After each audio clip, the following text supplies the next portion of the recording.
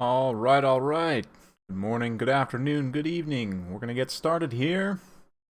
Go ahead and switch on over. Let's get to it. So, well, let's take a look at the bracket first for just a moment. You guys can have a look at the players here. Today, we're gonna be doing an early access tournament. We've got a bunch of awesome content creators, streamers, and so forth. Mostly multiplayer guys, but not all necessarily. So yeah. Welcome, welcome, Tamaten. Good to see you, man. Yes. So, Turin and Falcon actually played their game already. We're going to go ahead and watch that replay first. And then I'm going to be jumping in against Prussian Prince. Originally, I had Exploding Hamster. Unfortunately, he had to drop. I'll be doing a best of 5 with him, though, coming up on the channel soon. So, look forward to that. HDS versus Zerocrastic. And, yeah. Should be pretty good stuff. I'm very excited. Got some really good players. Obviously, you guys know Turin. Falcon, you should know as well. A multiple ever-chosen champion. Streams on Twitch with funny masks sometimes, so definitely check that out. Russian Prince, of course, you guys should also know. Definitely an OG. We've got Order del Saqueo is a Spanish content creator on YouTube. I believe he streams on Twitch as well. Aerocrastic. Also a previous ever-chosen champion. creator of the banner tournament rule set that we're using for today, and also just all-around great guy. He also streams on Twitch and puts content up on YouTube, so be sure to check him out. Lore Master of Sotek, of course, you guys know. Should know from his lore videos, and my son HW is a tournament host, streams on Twitch, a lot of tournaments, so if you want more competitive games, definitely check him out. All hail the Gobbos, yes. Yeah, it's a strong list for sure, strong list. So, speaking of which, let's go ahead and jump in. We're going to have a look at this. Turin taking Skarsnik against Falcon's Imrik. So, a very interesting matchup. Looks like, yeah, we've got two casters on both sides. Orc Shaman and a Troll Hag here. Front line of Goblins. Also got some 8-peak loons here. Night Goblin Fanatics. The Rusty Heirs, Orc Error Boys. Nasty Skulkers. Boar Biggins. 3 Orc Boar Biggins and Spider Riders. Interesting. For Imrik's army, he's got a pretty wide infantry force here. Some Rangers. A couple of Spearmen. I guess not too wide, but 4 Archers, pretty interesting. 3 War Lions. I'm going to get White Lions and War Lions confused, and it's just going to be bad for everyone. And yeah, some Silver Helms also. Absolutely love Imrik's weapon. Like, I'm going to be honest, he's using a lance. I feel like most characters on dragons should be using a long weapon like that, like a lance or a spear, but anyway, that's besides the point. These two are going to kind of form up here and square off against each other. You can see kind of this rock formation here, this little skull rock here is going to make the battle somewhat interesting. Kind of act as a little bit of a breaker here. Both players can kind of set up their archer lines and not be as worried about a flanking attack here, but it looks like the Silver Helms are going to come over, start deploying some good High Elf Archer fire here, and looks like the War Lions are coming for a quick hit and run attack, but the 8-peak loons actually pulled back, and the Snotling Pump Wagons look like they're going to try and come in and mass block potentially, or no, they actually have attack orders on the Rangers themselves, which is pretty interesting. The High Elf Bow is going to pour some fire in here. You can see the Silver Helms kind of picking up and around the side. This is going to be a great isolation of these Boar Biggins. Take a lot of damage here, but nice response with 8-peak loons there. Beautiful cast of those Fanatics right down the line of those Rangers. Just going to do an absolute ton of damage. And it will also do a lot of damage to the War Lions as well. So a great Fanatics cast there. Also, you can see the Pump Wagons pushing up and forward. The War Lions, they don't have attack orders on the Pump Wagons themselves, which they would definitely take them out. Looks like they're trying to get at those Rusty Heirs, and the High Elf Bows are all pouring their fire here, trying to take out these Orc Boar Biggins and so on. Yeah, pretty interesting. You can see the Snotling Pump Wagons over here having a hard time getting through the Spearmen. They definitely want to get back and start disrupting those Archers if they can, but at the same time, there's a lot of infantry to try and clean up here as well. Looks like we've got a nice Overcast Here We Go, or no, Foot of Gork. I don't know about that. It was just on Rangers and Spearmen. I mean, I guess that's like best case scenario, probably like 800 points worth of value. I don't know. If that was Overcast, it wasn't the best, but Fermented Fungi goes down here, trying to get that Enrage on Imrik, but a very nicely timed regrowth there. You can see that actually just pops the Enrage back. He was just about to land from that Enrage, and a very timely regrowth. So yeah, should be okay there. This Orc Bow line is definitely scary, though. You can see Falcon's pressuring a lot with the War Lions. Honestly, though, I think maybe it would have been better to just pull the War Lions back and keep them in a reserve, just to take out the Pump Wagon specifically, and then play off of the range of your bows, right? Like, these High Elf Archers have much better range than the Orc Arrow Boys, and you can counter-shoot the Arrow Boys themselves very cost-effectively with the bows. So here, Imrik's got a lot of healing. He's got the Star Lance active, but he's going to take a ton of Daka here. Just this massive Daka line of Orc Arrow Boys is super, super scary for any big monster. And Imrik doesn't have that much HP at the end of the day, so he will take an absolute beating from that. That being said, the two Elf Heroes look like they're going to take out the last of the Loons there. And the battle's definitely not over. Imrik's back up in the air, can try and get into a safe place. Unfortunately, the Pump Wagons are going to start to be a little bit of an issue here, because the Lions haven't really been focused on them. They're like good armor piercing. That could have potentially taken them out. Now they're coming in to try and respond, but there's just too few lines left. They took too much damage earlier on in the battle. To be able to protect this back line. Imrik also comes back, and his Terror will be able to see off the Pump Wagons pretty quickly. But at the same time, they've already come in and done some good damage to a couple of units of Archers. Got some rallying Rangers and Spearmen coming back to the fight, so that's pretty good. Balance power slightly in the Greenskins' favor at this point, but it's definitely, again, not over, especially while these two casters are alive. And more healing, it looks like, on Imric. Another overcast regrowth there. And his vigor will be fresh as well. You look, a lot of the greenskin units are starting to get tired, so that fresh vigor will be important into the late game. And the pump wagons finally getting seen off here.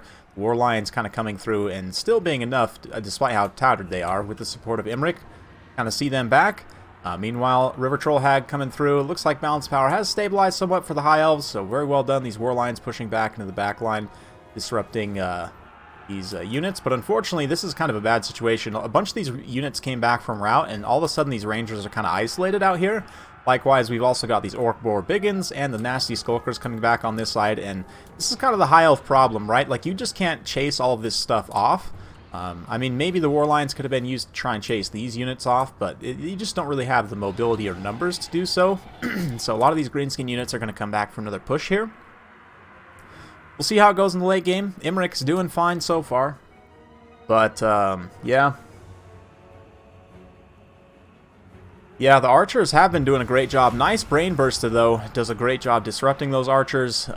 Turin's definitely on the offensive right now. Snotling Pump Wagons, again, the Lions doing a great job kind of pushing them away here. Imric steps on the last of that unit there and just wipes them out. That's pretty good. The Metal Sorcerer is an interesting pick here. Just with Plague of Rust, I think, yeah, only with Plague of Rust, and also act as kind of a trash clearing hero. And see, she's going to come in here and get some good damage on these goblins. And, I mean, with Martial Prowess active, she actually has pretty decent stats. Even without it, I mean, she is an elf, right? So she's got okay attack and defense for a caster. She can definitely take on some of these goblins. The two of them together in particular. And I love the fact that they changed up the color schemes for the High Elf mages. They just look so appropriate now. Like the gold for metal, you got the bright green for jade, or life rather. Imric comes down over here, steps on some more goblins, so Falcon's doing a great job kind of keeping his tattered forces in reserve, playing off of the range of these archers, and honestly, again, I think this is maybe what he should have done in the first place, is just kind of, you know, keep a lot of those units in reserve, wait for the pump wagons to try and overextend, and then, you know, just keep these archers shooting at the error boys. Yeah, hopefully you guys can't hear that background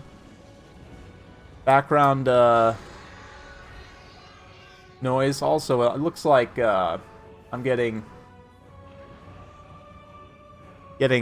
something here, encoding overload. I gotta figure out what this is here. Anyway, yeah, I gotta figure out that. Let me know how the quality looks, by the way, guys. I'm also on a new monitor here, but yeah, there is some construction going on outside. Unfortunately, yeah, didn't know this was going to be starting today, so hopefully you guys can't hear that background noise too much, but we're just going to power through. Yeah, and here, the High Elves, I mean, the War Lions can kind of act as an anti-large here, but really, I mean, those initial charges, while he did get some good damage, he also took quite a bit of damage, and the War Lions, you just have to be so careful, man. They're one of the most glass cannon units in the game, for sure. I mean, they're just absolutely... They do so much damage if you deploy them in the right situation, but they are exceptionally squishy for the cost. I mean, they do have quite a bit of HP per model, which is nice, given that they only have 18 models, you know. But still, the low armor and melee defense means they are very, very squishy. The Mage of Metal here, Life Mage, still relatively healthy. Imric also doing fine. He's almost at his healing cap, but if Imric could find a way to drop down and just like 2 or 3 shot this River Troll Hag, that would be very strong. Likewise, Error Boys need to kind of be aware of that fact and just try and countershoot if they can. This is bad, though. You see how there's these Orc Boar Biggins back? They're coming in to get after the archers right now. And you can see how the fermented fungi is on Imric, so he can't really come down.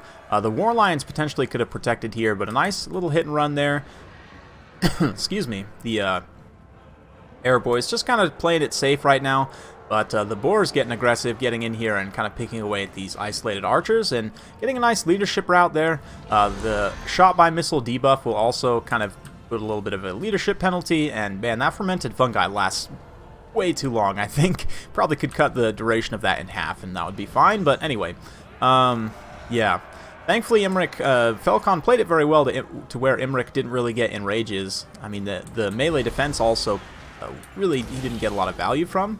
Turin didn't get a lot of value from, that is, but we'll see in the late game. It's going to be very close. The Greenskins are obviously susceptible to terror, and Imric being so healthy is dangerous, but also there's just so much Daka left here. There's all these arrow boys, and that's going to be very, very dangerous. Yeah, you can see Imric taking all this fire. Mither on him, so he can't really get out of here. Dragonhorn has been popped for all of the elf units, though. Unfortunately, they're just all so tattered in terms of their model count, their leadership, that most of them are just going to rout here. You can see the War Lions barely holding their leadership together. The Life Mage and the Metal Mage also just barely holding it. But yeah, Imric set his healing cap. He got another regrowth, but it's not going to matter too much. Last of the Daka up on the hill. We're going to finish it here. See the Troll Hag moving in for the kill. Trying to take out these mages. Man, I'm a huge fan of the Troll Hag's model. It is just disgusting, which is appropriate. Very appropriate. Skarsnik's also in here. And yeah, that's pretty much it right there. The Arrow Boys, I think, were the key, definitely. You can see a couple of them got some chevrons, but just doing so much damage to Imric is kind of providing some great anti-air fire. 107 kills on the Shaman, rather. Those Brain Bursts are definitely potent. I mean, Brain Burst I'm a big fan of. The Foot of Gork is, I mean, it's good against, like, certain elite targets, but it is pretty expensive for what you get out of it. I think probably just, like, spam casting Brain Burst is probably a little bit better, but anyway, it obviously worked out fine. The Boar Biggins did their job, although I almost wonder if you couldn't have done the same job with regular boars. But it's, yeah, I mean, the Pump Wagons, they do their thing. Nice casts on the Fanatics. Imric, 146 kills, pretty solid. The White Lions, or the War Lions rather, they did okay on that initial charge, but again, I think they probably should have just held in reserve. Been held in reserve, and you just play off the range of these archers, shoot those air boys. But at the same time, I think this build is definitely very strong. I like the pick of the Metal Mage and the Life Mage just with some basic spell kits, like just with Plague of Rust and with what is it? Regrowth. But yeah, pretty good stuff.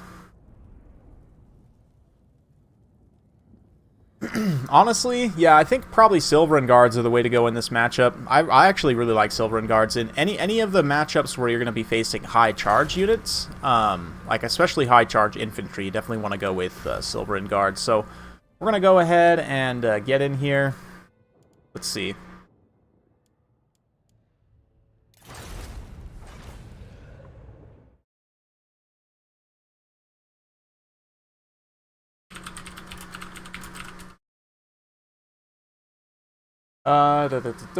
Yeah, that is actually very loud for me. I don't know if it's coming well for you, though.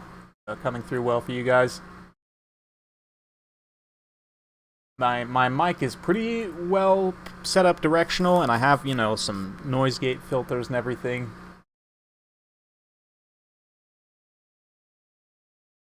Yep. Yeah. Yeah, unfortunately, I can't really do anything about that. They just decided to do this today, so... Plague of Rust for what? You get Plague of Rust for the for the archers. Yeah, for the archers. And you use that against a potential rogue idol or spider. Now, granted, we didn't see either of those, but let's see here.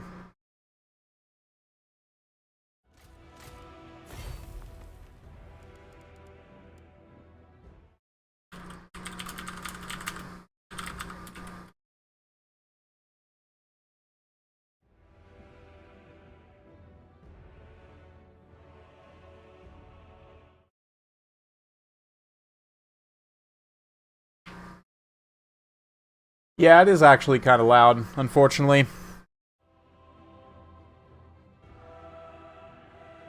So that sucks.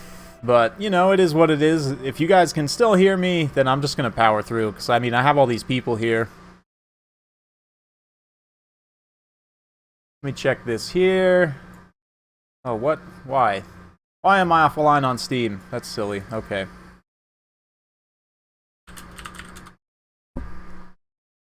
Okay.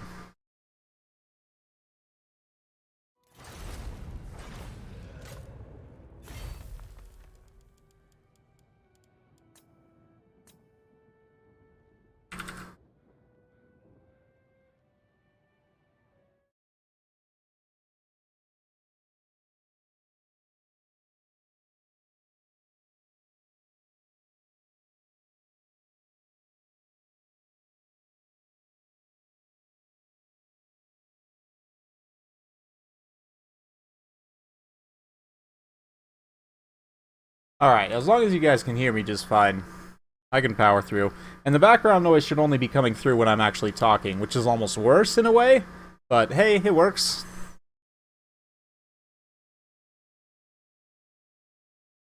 Alright, so yeah, let's go ahead and do this.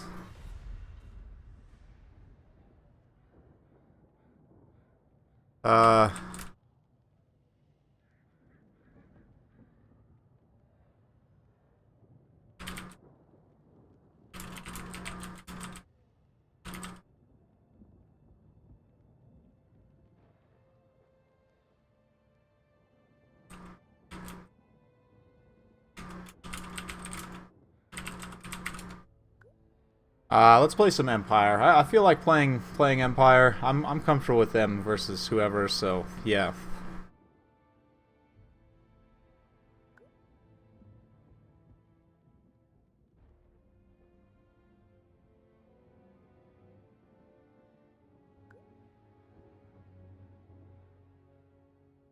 Yes, yes, yes, yes.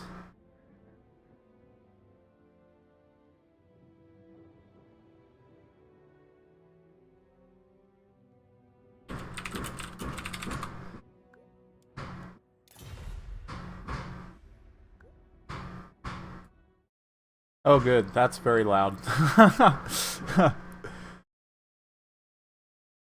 Okay, so yeah, we're gonna go with the Empire here. And I trust Prussian Prince. I don't think he's screen cheating on me, so I'm gonna go ahead and just pick my army in front of you guys. So we're gonna go pretty deep here. And let's go with some things. I want to try something kind of silly. It'll be good, I think, maybe. But let's just have a gander. We definitely want a Volkmar. Let's go with a boring Jade Wizard. And we'll grab Shield of Thorns and Regrowth. Let's grab some Veteran Spears. Well, we'll think about the veterancy. Let's grab some War Wagons. How about a Steam Tank? And ooh, this map. We could meme it up a bit. I don't want to meme too hard though. Let's get a couple Empire Knights and one unit of Demis, I think. Ooh, I am lacking a hero slot though.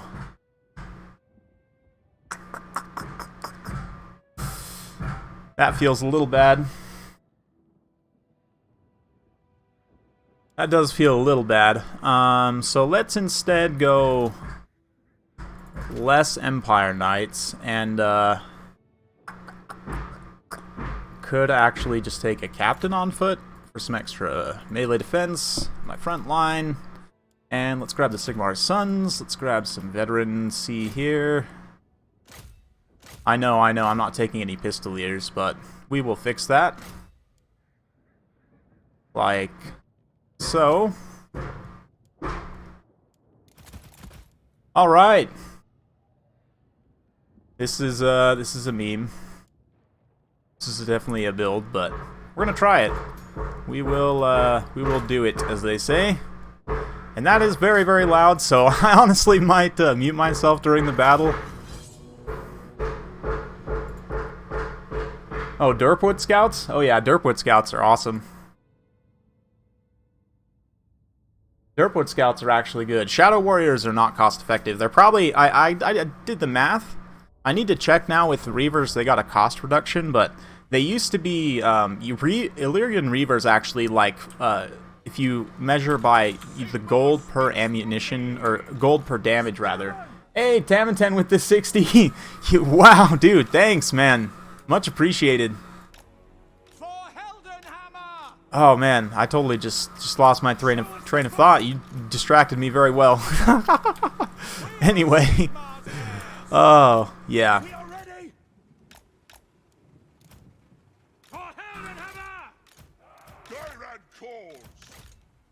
Yeah, we're gonna play off the Steam Tank here. Let's kind of check lines of sight. I'm not the biggest fan of this map's line of sight situation here, but we'll kind of go in the low ground right there, which is not the best, but it's fine. Now's the drumming. Yeah, the hammerers. The hammerers are coming for me. They're angry about this patch, and they want blood. They're angry about the Greenskins buffs and the pump wagons.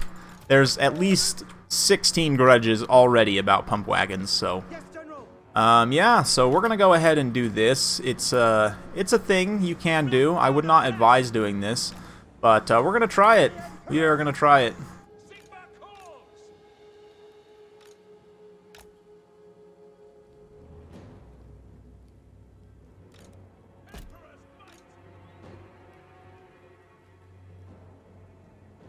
Oh yeah, I was they're constructing DLC in the background. Oh yeah. Yeah, that's right. I was talking about Shadow Warriors. Shadow Warriors are the least cost efficient if you measure like gold per damage on your ranged attacks. Actually, Illyrian Reavers, they used to be. Since the price reduction, I'd have to do the math again. I think they might still be, but at least they're on cavalry and they have good stats, so you can get them where they need to be, whereas Shadow Warriors are just infantry. And they have stock, which is fine, but, I mean, they're just infantry, and they're actually more expensive. So, yeah, Shadow Warriors are not cost-efficient at all in terms of their damage output. Unless they got a damage buff that I didn't know about in this patch, they are mathematically terrible. So, yep, okay, let's, ooh, we got a Star Dragon. We got a Star Dragon. Let's move up. Let's kind of move up right here. Volkmar, Pistoliers. Get the wagons moving over there. Okay, we wanna shoot Imric.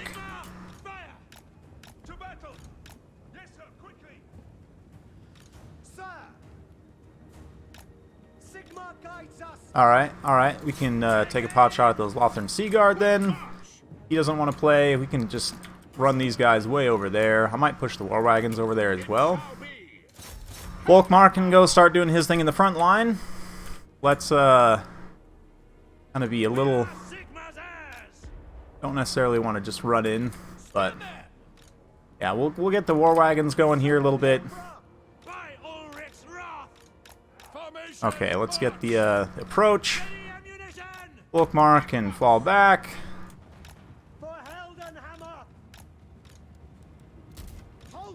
Whoop. Oop, I popped the wrong one. Whoops, that's okay.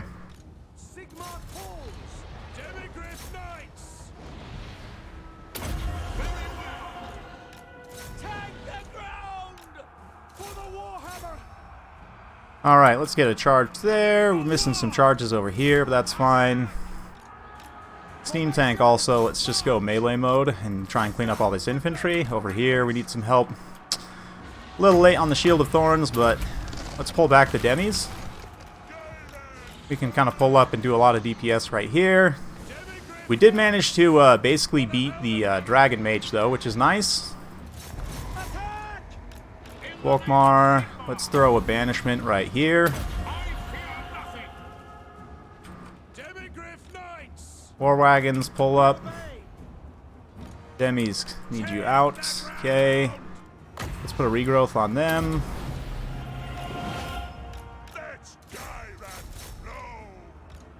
War wagons, I might start using you guys as chariots, honestly. Although we do need to be careful about finishing off these ranged heroes, or whatever. Yeah, steam tank, let's get over here, start getting the tear route going. You can come hide in the woods, you guys. Come, yeah, just come kind of mirror over here. Keep up the fire there. These Pistoliers are getting roasted, but that's fine. They are just Pistoliers after all. Steam tank, keep rolling.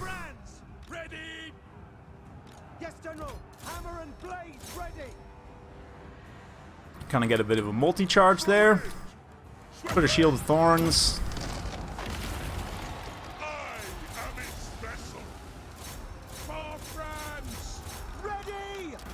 Okay, we gotta be a little careful here. Pull these war wagons away. Demis over here. War wagons come this way. Demis this way. Oh, my steam tank! My steam tank! No!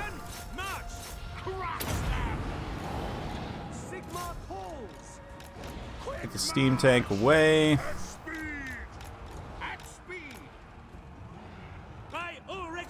Everything has spears. Makes me sad.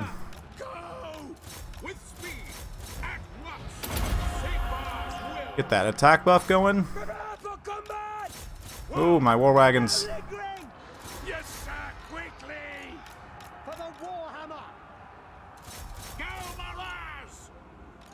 Get the war wagons back here. A little bit of a rear charge there with the demis. Okay.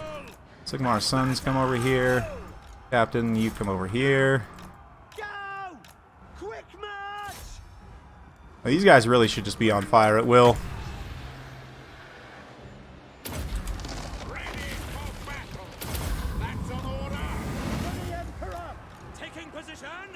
Okay, let's get a banishment right here.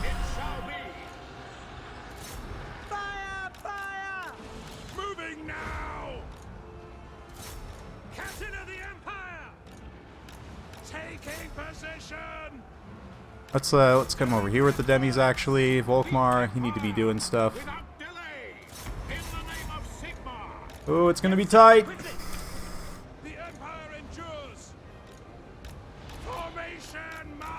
Oh, demis, no, we don't want to go mono a with the Star Dragon.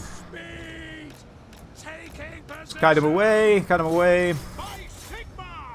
Steam tank's almost down, which is not great, but war wagons are getting it done.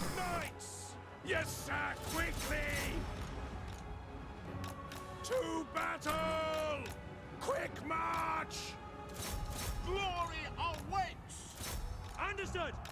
Go! To battle! Battle ready! Return to duty! Okay, let's get you guys pushing up. Push up. Sigmar guides us! Good, good, good. Looking good there. The wagons. Taking that position! No, not the steam tank. Quickly! With haste! Alright, let's pull the wagons back. Demis are basically done for. Attack! Take the ground! Spearmen! Attack! Quick march! Immediately! For the Emperor! Formation march! Oh yeah, here we go. Oh, Pistoliers. Oh my, Pistoliers have been back for a while. They're just sitting around. Sigma! Double time! Ready! Powder dry! As you say! Now! Quickly now! For Heldenhammer! Moving now! Okay, here we go. Serve us! To war! Sigma calls! Without delay! Very well! Sigma calls! Get them! At once! Double time!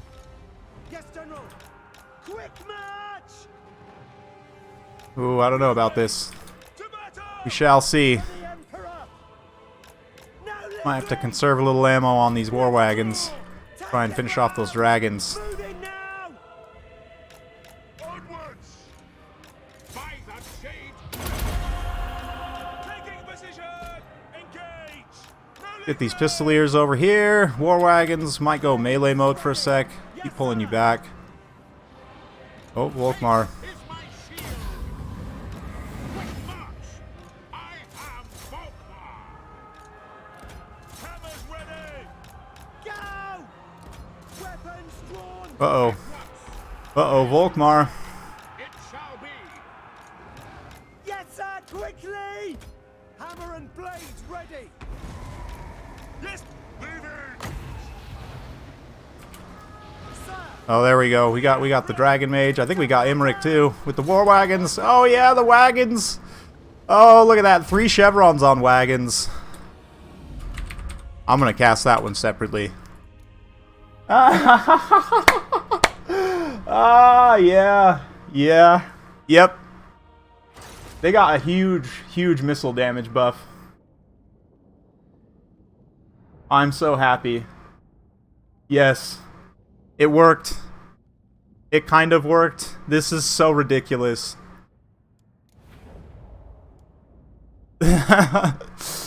Ah, yeah. Yes, outright. If you can keep the war wagons alive and use the ammo, they are definitely worth it.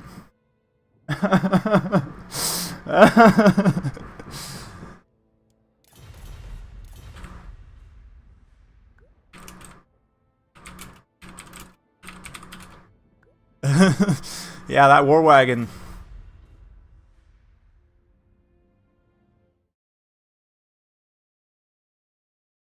Woo. Wagons. Oh man, I can't believe that worked.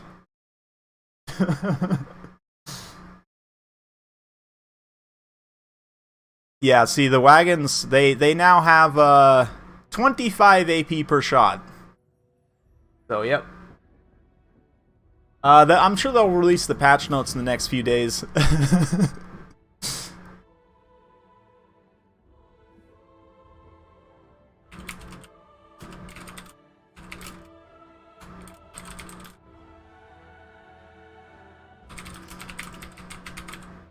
Oh, I'm so bad at spelling.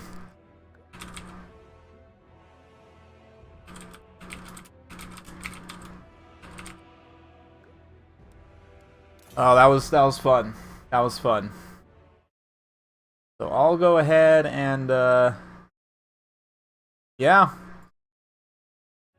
we'll go ahead and get the lobby hosted for the next one.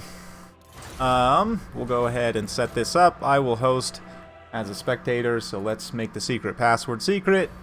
I mean, we're let's be honest, we're on a public patch, so you guys know where to find me. Okay, looking good there. Let's go ahead and get... No, that's not what I wanted. Host as a spectator. Here we go. And let's go ahead and...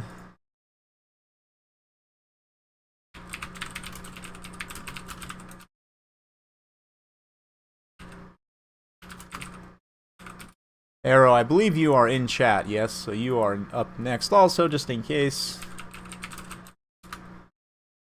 A message. Yeah, war wagons. War wagons. Spear wagons.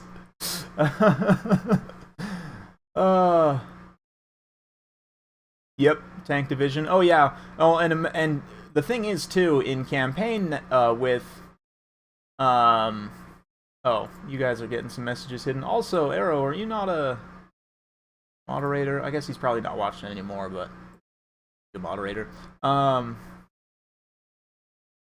Yeah, Silver and Guard, they did pretty good there. They definitely did pretty good there.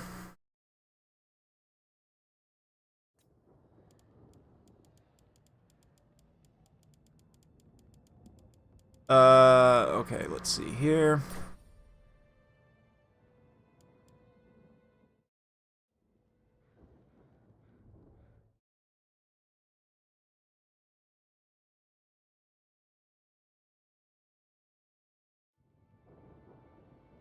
Yeah, I think against, like, Lizardmen, they'll be good. Against High Elves, maybe. I mean, I think you can make them work in that matchup, although it's a little bit riskier.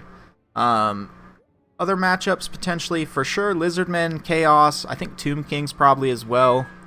Those are the three main ones I see them really shining in. Other matchups, just they have a little bit too much mobility, and because War Wagons are a little slow, like... maybe Skaven as well, although they can get countershot pretty well against Skaven. And again, if you have a pretty wide build with a lot of targets for them to have to shoot at, then maybe they don't shoot the War Wagons and they can actually do some damage. But I mean, the Chariot aspect is just not that great. So, the missile damage is legit now, though.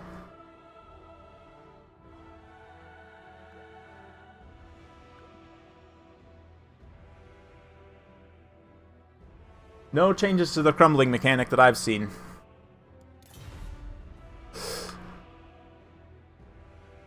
I didn't think this through.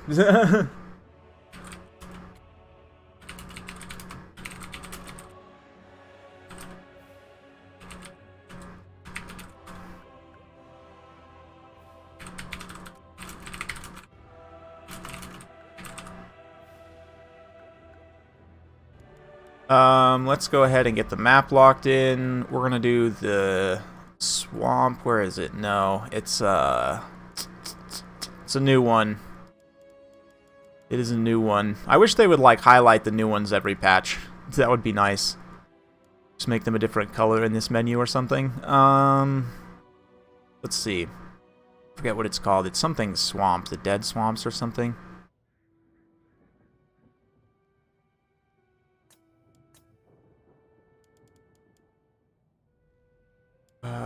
No.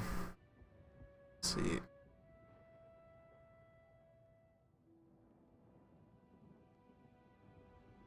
I'll know it when I see it.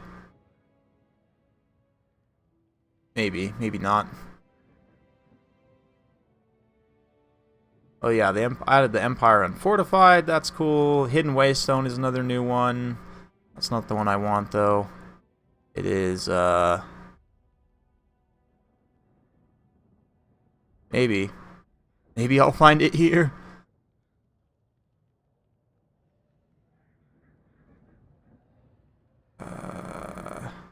I honestly don't know. Night Glens, is that it? Yes. Nope, that's not it.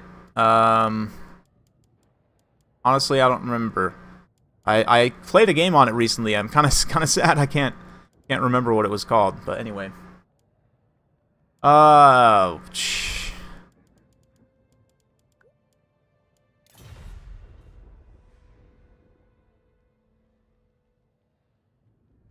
Yeah, I don't remember what it's called. Yeah. I think the mortar's got a little bit more range, I want to say, and ammunition also.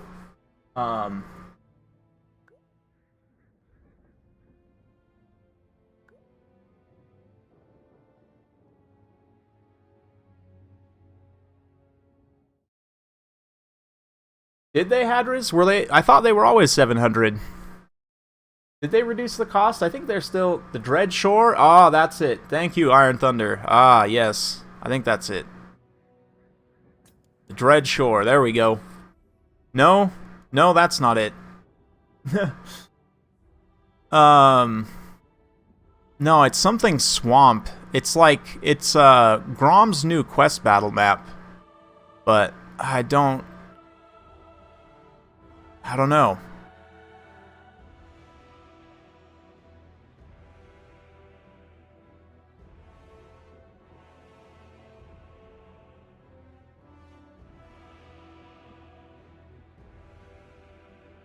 I don't know.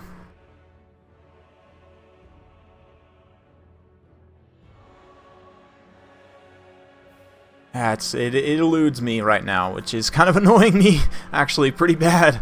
Because I literally, like, just played on it. I know. It's like one of those things when you know it's right in front of you and you've scrolled past it like 10 times, but you just have no idea. I am just struggling, I guess. I don't know. It's fine. We'll just pick something else. Don't have to use that map. It would have been cool, though, because that is a really cool map, I think. The Reeking Mire? No, that's an old one. I don't even know. Screw it. We'll just go Tower of Hoeth.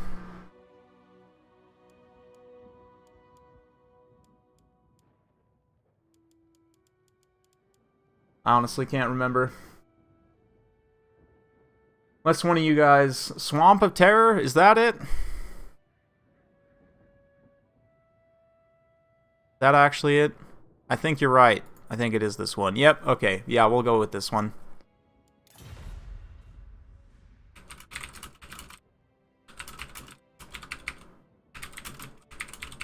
Swamp of Terror. Yeah. That's an interesting one. It's an aquatics map, but it doesn't have, like... I don't know. It has, like, some impassable terrain features, but it's not a ton. It's just kind of, like, scattered about. And I don't know. I think it's interesting.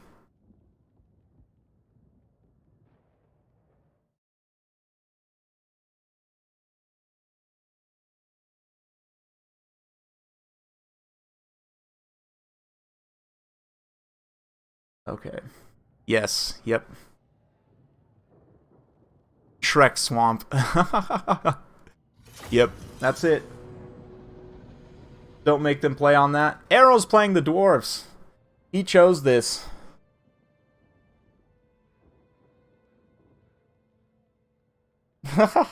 he deserves this.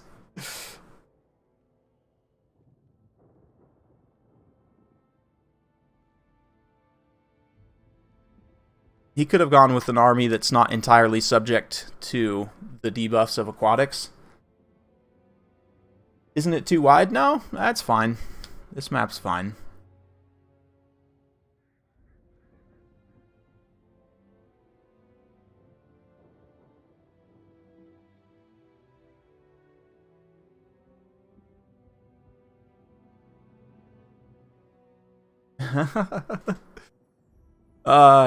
It's more about the dwarfs, right? We might even see an ethereal thane here too. We'll see. That would be interesting. The mind game, bit of a mind game. But the dwarfs, the new white lion chariots, the white lion chariots are very good in this matchup. Like very, very good. If you can keep them alive, but they are pretty vulnerable to something like trollhammer torpedoes because they're pretty expensive. That being said, I do think if you went with a healing Alariel build, kind of like basically what you would do before, but maybe you'd bring, instead of one of your noble chariots, you'd bring, or in addition to your noble chariots maybe, you could bring a lion chariot.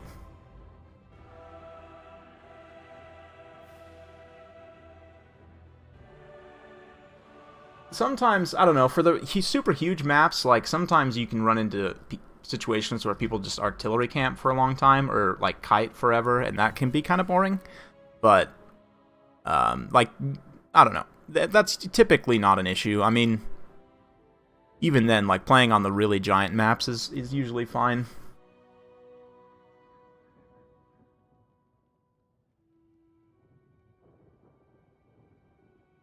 I honestly think the basic pump wagons, they could do like 550 and they would probably be okay, and maybe nerf the HP a little bit, give them like minus 200, minus 300 HP, and then, yeah, like minus 100 HP per model, and then just reduce or increase the cost to like 550 for the basic ones, and maybe 750 for the flappas, and then maybe even reduce the spiky rollers to like 850.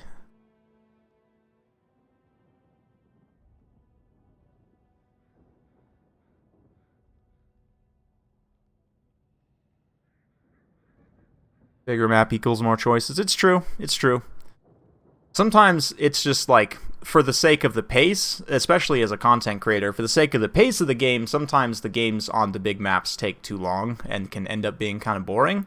I mean, tactically, yes, it's, I guess, a tactically interesting choice, but I don't know. Like, I find those really long, drawn-out games to sometimes drag on a bit, so like the big maps, or at least for 1v1, like Crossroads, for example, is a good one, where it's just like, there's not really, I don't really use Crossroads much because there's nothing going on there, like unless I want to test like a ton of stuff. But even then, Glacial Lake, in my opinion, is better for testing because you start right next to each other. But like MP Peak Pass, for example, or like MP Harriot Ridge, those ones are both pretty good, and they're also very large. But because of the terrain, it kind of focuses the engagements in certain areas, right?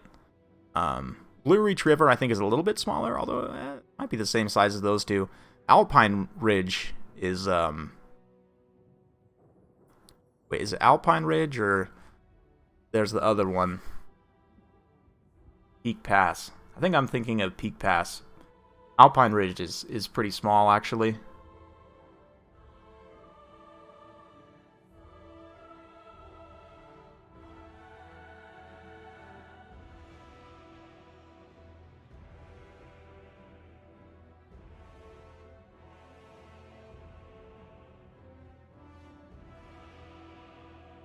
Yes and no. I mean, having choke points, I mean, as long as it's not too many and it's like you can still maneuver around the map, like on this one, like it kind of forces engagements in certain place, which you can say might limit options, but it can also open you up to potentially doing other things that could be, you know, reliant on you potentially forcing an engagement, right? Like if you actually build your army and cater it specifically to the map, then, you know, you potentially try and force an engagement there and either utilize, you know, like some concentrated missiles or whatever, you know. I don't know. It opens up some choices that aren't available on a big open map.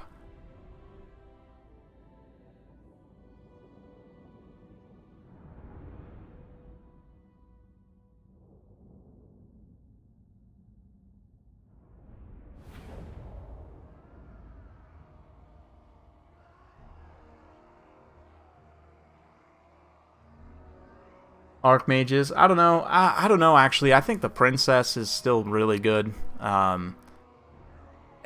Tyrion is not good, but Alarielle will still be very good. Teclis is also still going to be very strong, if not even stronger. Teclis might be the best now, actually. I don't know. Alarielle's still so good, though. I don't know. We'll see. We'll see.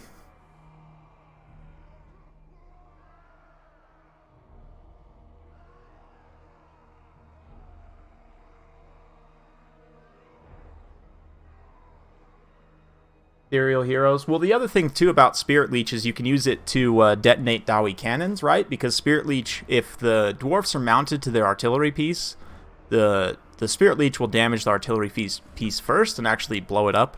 So, I mean, it's a valid strat to actually bring Spirit Leech to deal with the ethereal heroes or Fireball. One of those two actually is fine, and both of them can be used for for taking out artillery.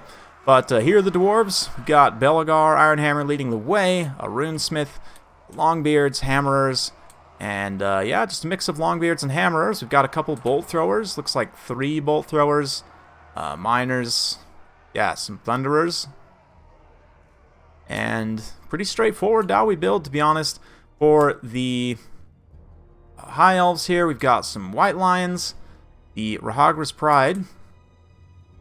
I like this build a bit. It's quite themed. Got a Grey Eagle here, War Lions, Lion Chariots. I don't know how well the War Lions are going to do here. I mean, I guess in theory they should do a lot of damage, right? They do have anti-infantry, armor piercing. The thing is, I just worry about the numbers of this and the sustainability, if you're going to be able to like punch through everywhere, but the Eagle should be okay. Lord is going to be, let's see, Mage of Beasts here. Over here, we've got, Lariel, that's right. Lariel with some healing Tempest to catch gyrocopters, potentially. No gyros here. The other thing, too, is Alarielle, I think, confers magic damage in an AoE with one of her abilities. I don't know. I don't think she actually brought that, though, which is interesting. Kind of like mind gaming yourself not to bring the magic damage just in case they don't bring the ethereal heroes, right? So it's kind of an interesting call. The bolt throwers are going to come forward here. The bolt throwers will do okay against infantry targets. White Lions, because of their lower model count, are gonna take some damage. Won't be super efficient, but we'll see. A little concerned about the lack of troll hammers here. I mean, we have actual hammerers, but troll hammers not so much, and that does mean the lion chariots are going to be relatively unopposed. I mean, maybe this is actually a strat, is to fight with hammerers on top of the bolt throwers, because bolt throwers are relatively cheap and they can kind of act as mass blockers. The hammerers, if they stand on top, can get some protection from charges, but looks like Thunderer's opening up in the front line, doing some really nice damage to the War Lions, who stray a little bit too far forward.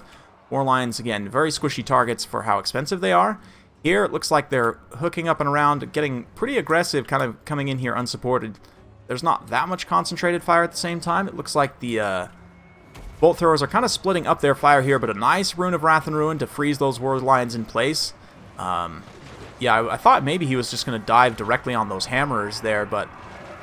oh, this is potentially bad. Eagle manages to catch a little bit of those thunders and kind of prevent them from retreating. Then the War Lions get in here, do some really nice damage. Another one charging into those miners, preventing them from throwing their blasting charges. Great job as the War Lions also come for the White Lions. This is just so confusing. There's lines everywhere, to be honest. So let's get in close. These miners with blasting charges. I don't know if these lines actually had a charge order on them, but here comes the chariot. Gonna start doing some great damage, just punches directly into those longbeards there. They do have charge defense, technically, but oh man, those War Lions actually taking a lot of damage from the concentrated bolt thrower fire. Looks like we've got a summoned feral manticore in here, so definitely putting on the pressure with the monsters, kind of disrupting this backline, trying to make sure these ranged units, you know, they can't do their thing. That being said, the bolt throwers are, they need to be shut down ASAP. Like, Lions need to try and push through, maybe find one of these corners. They've got a break right here, so these War Lions can now punch through. They need to shut down those bolt thrower crews as soon as they can, because they're doing a lot of damage to the Lion chariots here, unfortunately. And you can see this Pete Gate Guard with the Mighty Yellowstone, expert charge defense, and up to 68 melee defense. They are just whomping on all of the High Elf units that come in this general area, so the Hammerers are actually providing a pretty nice little bonus right now. Healing going to be sustaining the Pure Main Company here as they just kind of fight in a little bit of a more sustained combat. If he can run the chariot over there, yep, great job charging the chariot into the healing area here, where they can get some healing. Yeah, they're kind of like teetering right on the edge. I don't know if they're getting many of the healing ticks actually, but now they're getting some proper healing. That will be pretty good. That will be pretty decent. The Lions unfortunately have taken a lot of damage as they are pretty glass cannon. Most of them are actually broken already, but yeah, now the miners are kind of getting munched up. The bolt throwers are starting to be disrupted, but a little bit late, honestly, as the damage has been done. But look at these Pete Gate Guard, man. They were very healthy just a second ago. Already taken a lot of damage. So the Chariot's definitely showing their power here. Lariel flying up and around, doing some fancy dives. And the lack of Slayers here could potentially be a problem. The Dragonbacks would be very, very welcome in a situation like this to help debuff the speed of these Chariots and kind of control their movements a little bit.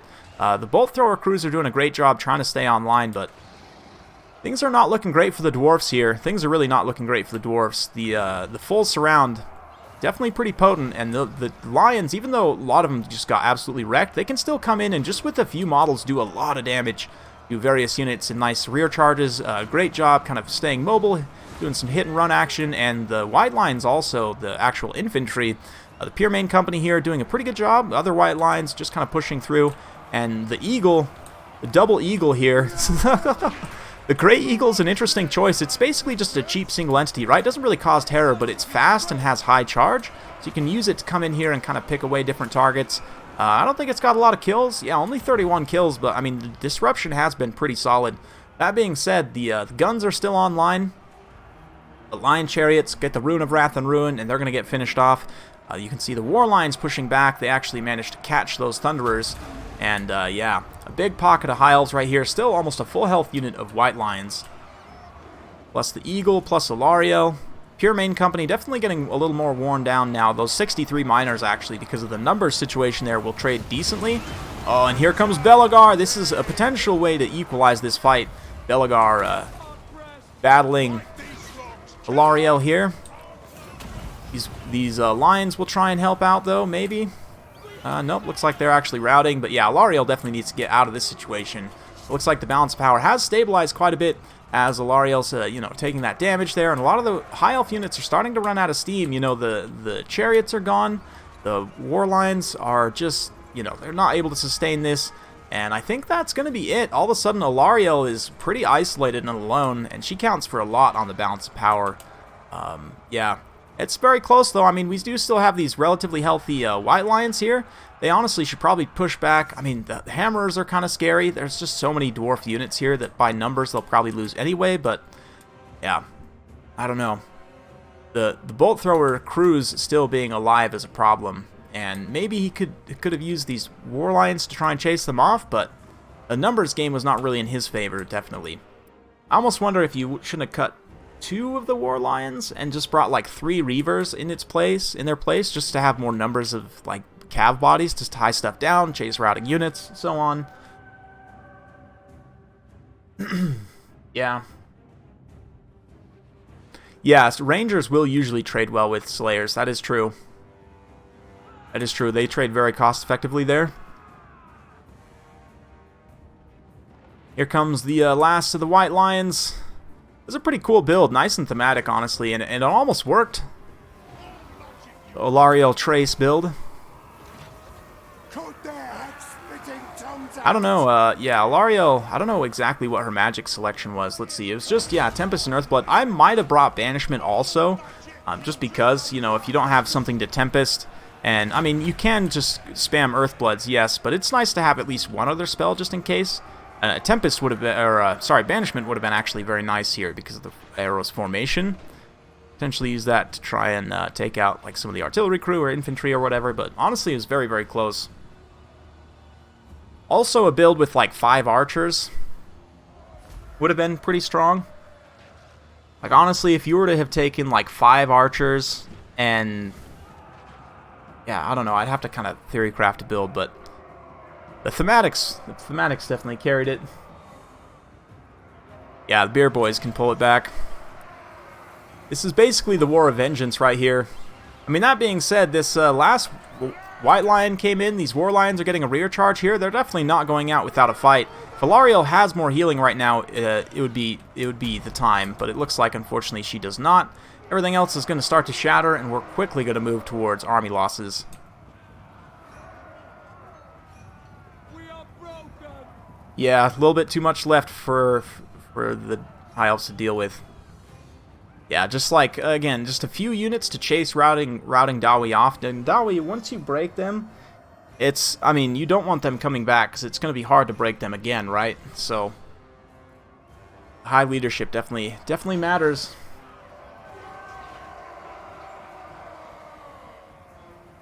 You know, actually, Rangers would be good against Rangers, I think. Now that you say that, I do believe that Rangers would be good against Rangers, yes. Yes. Yeah. I think, yeah, maybe cutting the two lion packs.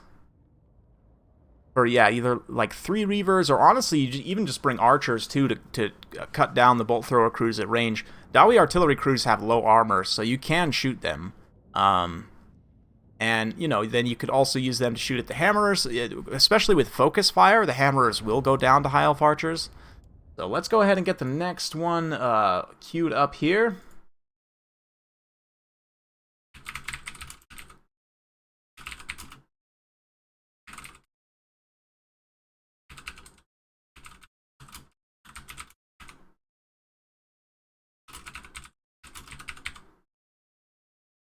So let's go ahead, and while I'm getting this set up, we can recap on round 1. Turin moves on, beating Falcon. I was able to defeat Prussian Prince here, so now I get to face off against Turin. Aerocrastic narrowly prevailing over HDS there. And now, my son is going to be up versus, I believe, Vicious Satsuma, because Lord Master of Sotek not here.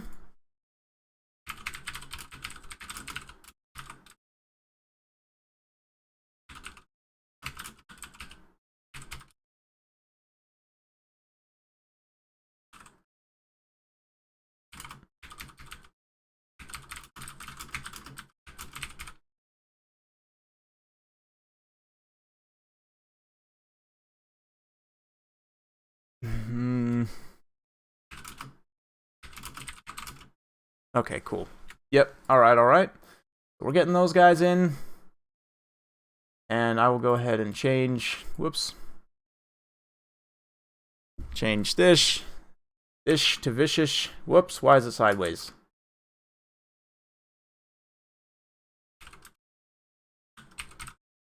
Okay, that's fine. That's... that's fine. Oh, it's going to be tiny. Okay, that's fine. And here we are, back at it.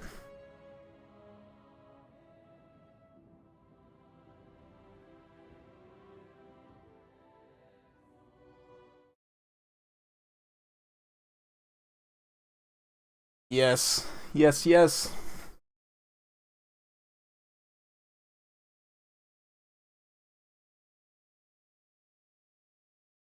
High Elves, I think, are honestly fine. They're,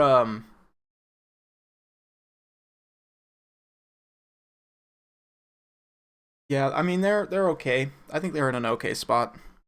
The new stuff, like, I was kind of doubtful at first, but actually Silver Guards are pretty good. They're like Longbeards, pretty much, I would consider.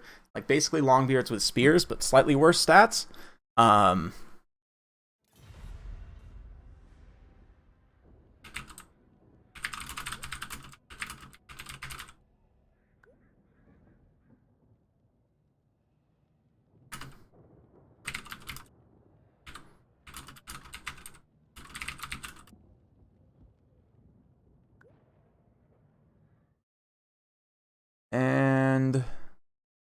see here.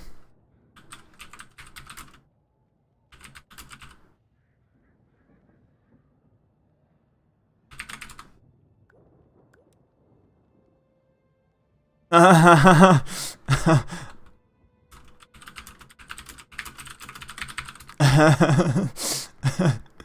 would definitely be down for a Greenskins mirror.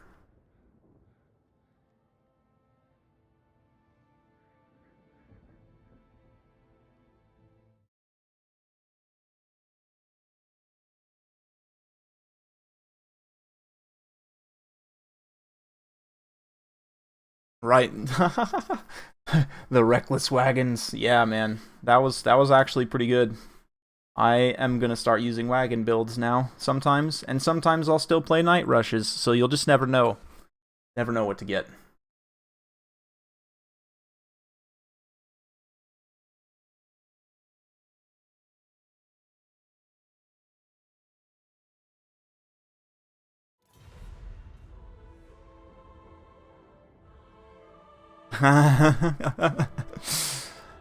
Oh, looks like we are going to do a Greenskins mirror, so we'll go ahead and switch it up. Let's do, there's only one place to do this.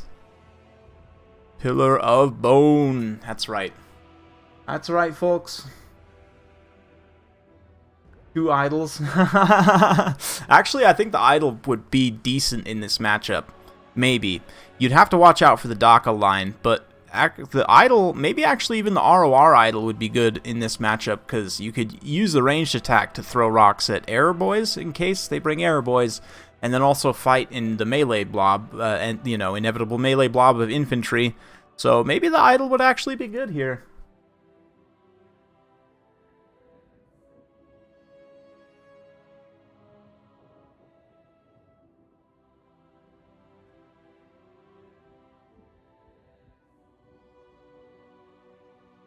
Yeah.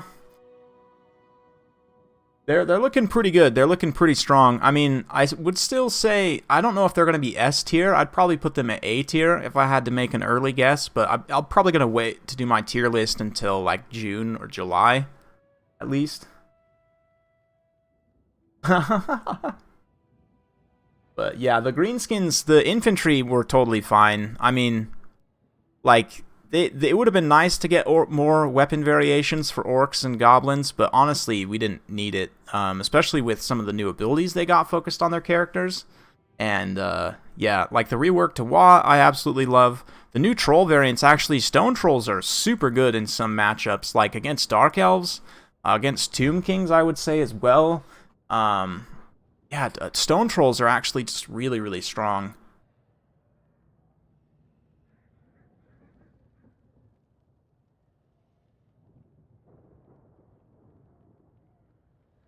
Woo. Gotta get some more caffeine here soon. Nice. They went with different color schemes.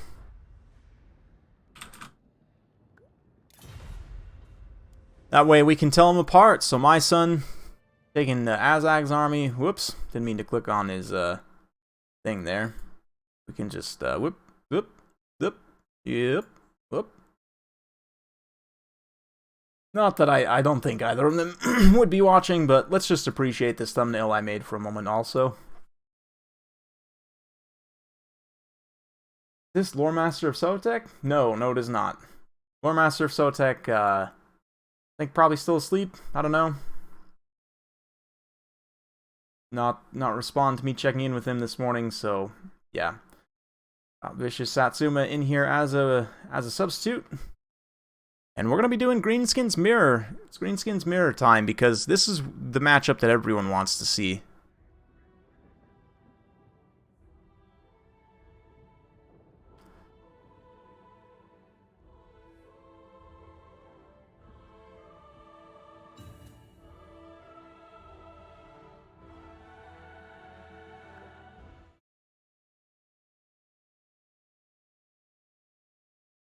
Alright, alright. Blocker for the blocker god, yes. Vicarious Satsuma. That's pretty good. That's pretty good, Mr. Pig. Oh, Yeah. Damon10 with the 30. Need to go. Hey, thanks, man. Thank you so much. Yeah. I have to catch the rest of the battles later, but you're awesome, dude. Thank you. Have a good rest of your day. Orc Airboys are better than High Elf Archers. High Elf Archers have much longer range. But Orc Airboys are like crossbows. They're literally crossbows. Oh, they're waiting on me. Orc Airboys, they have the same AP as like Empire crossbows and Dwarf crossbows. I mean, it's like, what, 5 or 6 AP per shot? They have better reload rates too. Their accuracy is much worse, but shooting at monsters, big monsters especially, doesn't matter so much because it's a giant monster. Yeah. I think High Elf Archers are actually pretty good though. They're pretty good for what they are. They have super long range. But let's have a look here. Go ahead and pop that screen blocker. Whoops, not that. That one. And let's see. We'll go ahead and go over WAAAAGHHH's forces. This is kind of funny. There's the Bone Rattlers, who are not led by WAAAAGHHH. They're in fact led by a shaman, a rebellious shaman. And WAAAAGHHH is somehow confederated with Grimgor's WAAAAAGHHH. And, yeah, this is the way that things go in the Badlands, just because that's logic. We got a couple of snotling pump wagons, a giant boar boys, savage boar boys. That's nice. Actually, the savage boar boys, they're a little bit faster, for one thing, which is great. Oh, man, look at this color scheme. It looks like America. Patriotic. I feel patriotic about these boar boys, the red, white, and blue paint here. Let's just take a moment to appreciate these true blue, naked American orcs. Anyway, we've got Wolf Rider Archers, looks like some Warlords, Boys, Night Goblins, Spider Rider Archers as well. Just good stuff all around, honestly. War Boss, a big boss, sorry. A couple big bosses. Squig Hops. As for the other side, we've got a Goblin Great Shaman, a Queen, looks like Spider Riders, Stone Trolls, Goblins, the 8-Peak Loons, some more Fanatics, 3 Pump Wagons, and some more Night Goblins. So, Goblins versus Orcs, huh? Should be a Crooked Moon build, honestly. It's Gobbos and Trolls against the boys. WAAAAGHHH's lads. With plenty of Gobbos, of course, but there's definitely Orcs in this build.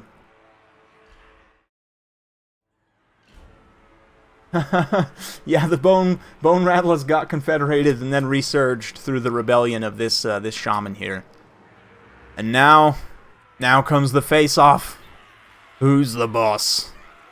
I love the Spider Shrine, guys. Can I just say, like, the model for it is absolutely amazing. I mean, it's a unique color scheme for the spider, for one. But this spider, the actual spider shrine up on top, just looks awesome. Like, look at this. Look at all these webs and stuff. This little baddie at the center.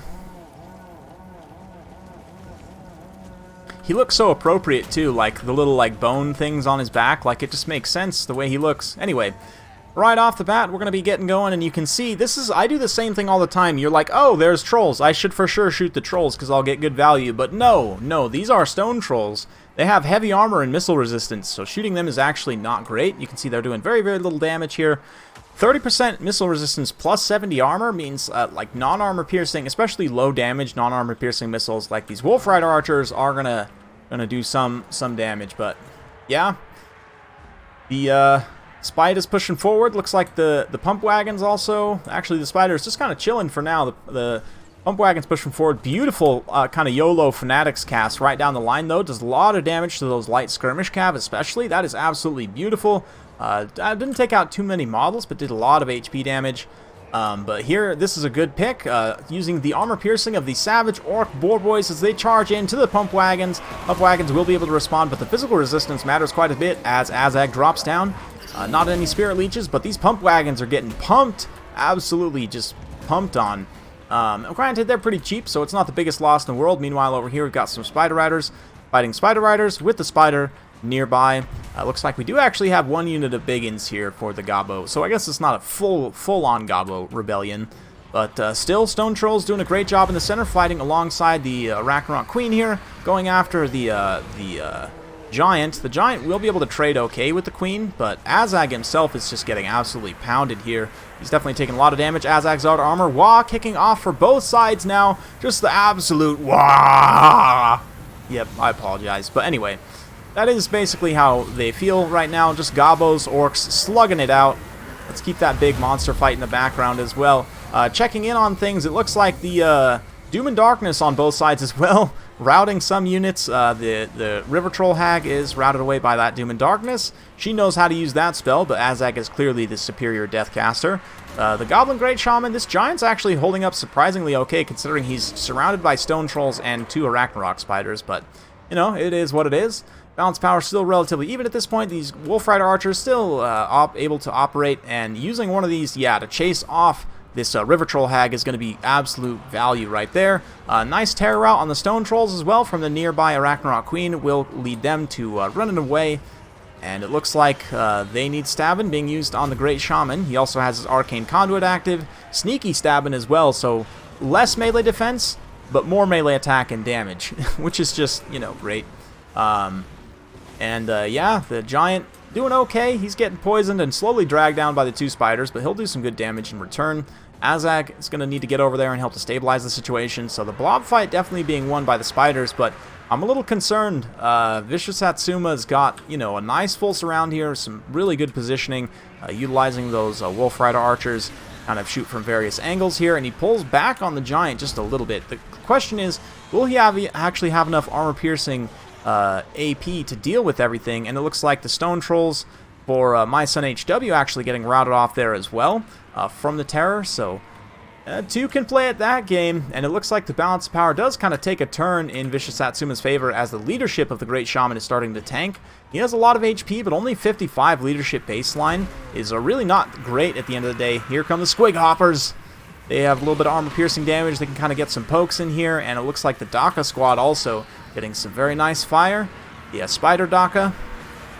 I believe that will be a leadership route. Giant comes in here. Yep, that's going to be it. And it looks like the Spider Rebellion is crushed. Azag regains control of the Bone Rattlers, and Vicious Satsuma will prevail.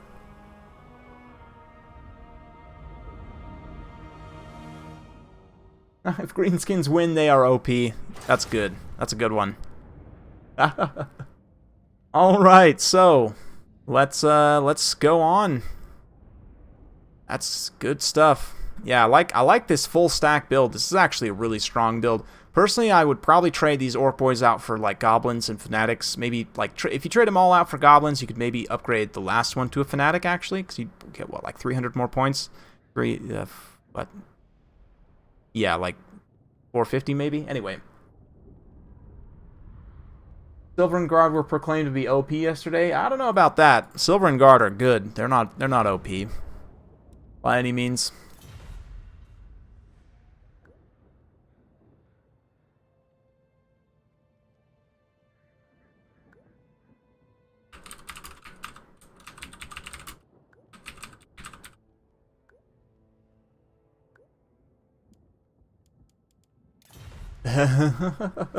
All right, so let's go ahead and check in on the brackets here. So we do this.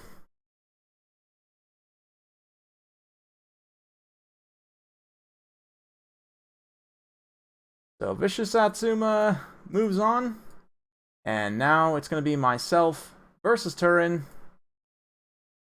So we will get the lobby hosted. Let's go ahead and get the lobby up.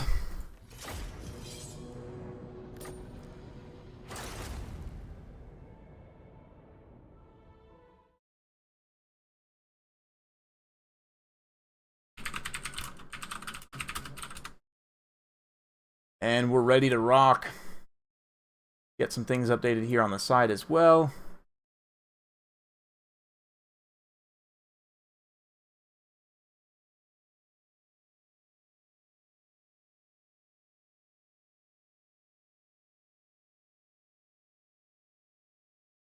Just submitting all the scores here.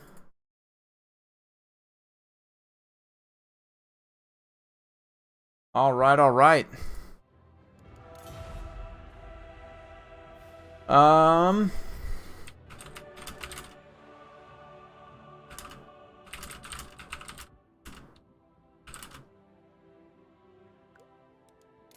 Go ahead and get the map locked in. Let's go for Ever Classic Stallion Tomb. Or actually, you know what? Let's do something a little bit more classic and do MP Blue Reach.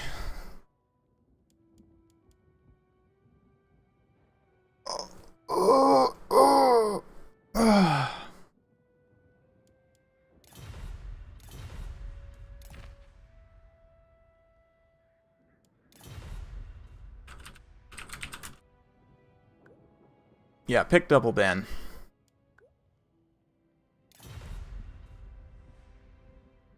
Two bans. Dos baños. Okay, let's go ahead and, yeah, we'll just leave it on this screen for now. I can maybe cue up a little bit of music. Know that we're going.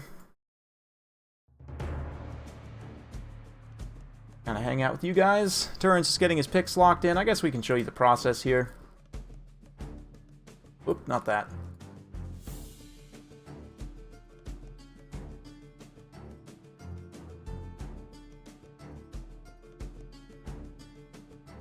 I think High Elves are going to be pretty good in this next patch. Like, they're definitely going to be probably B tier, maybe even A tier again. But, I mean, all the stuff that was strong from before, like Alariel healing Star Dragons, is still just as strong.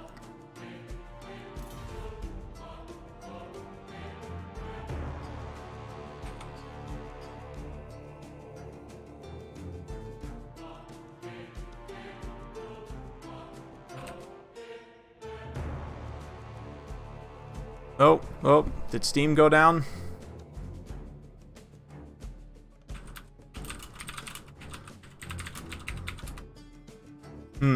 Let's see. Let's check something real quick. It seems to be fine over here.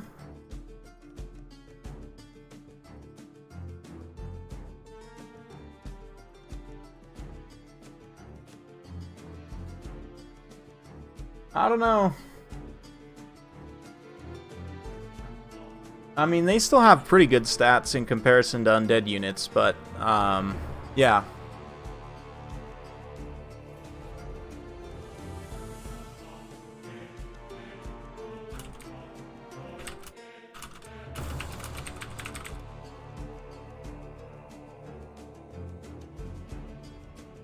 Oh, okay, okay. Okay, I see you, Turin. Okay. No worries. No worries. Must have not liked the map change. Let me go ahead and rehost just real quick, just in case. That lobby might have gone bad from that.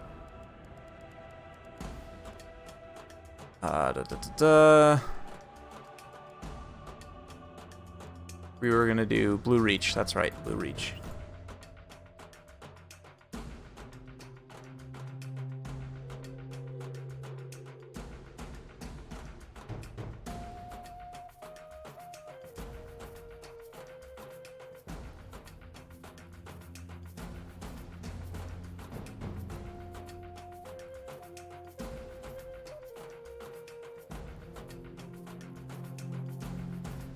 I don't know. I don't know if I agree, Iron Thunder. It's not. I don't think it's. I don't think it's a bad DLC necessarily.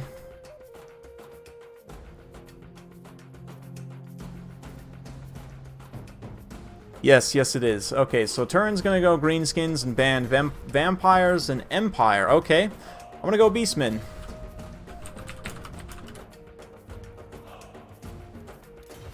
We're gonna go Beastie Boys.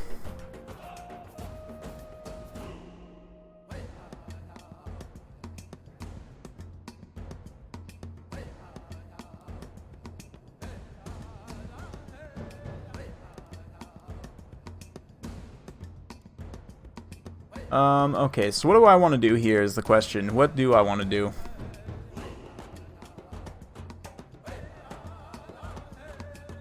Yeah, Averlorn's an awesome faction. I'm a big fan of Averlorn. I think Alarielle's always been super competitive. She probably always will be. Like, Sisters of Averlorn are a great unit. The mechanic, the, like, defending Ulthuan mechanic, I thought was actually pretty fun for her. And it kind of, like, inspired them to then do the Empire rework, which, you know, was cool. It's kind of almost an experiment for that, right? So, I thought it was a pretty good DLC. Like, granted, I got it for free, but even if I hadn't, I probably would have bought it, right? So,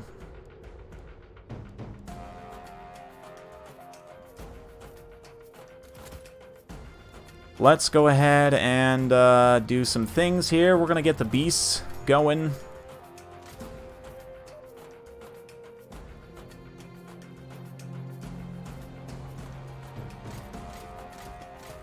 Let's do this.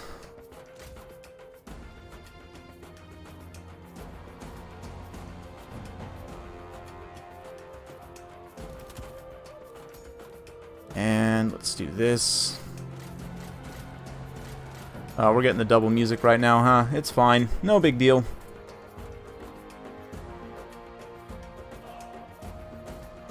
Right? He saw my war wagon play, and he feared it. He feared it too much. That's okay. We will continue on with a different kind of build here.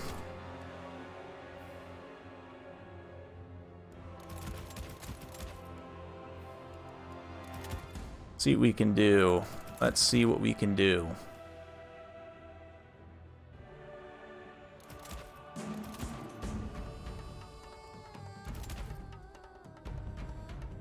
This seems okay.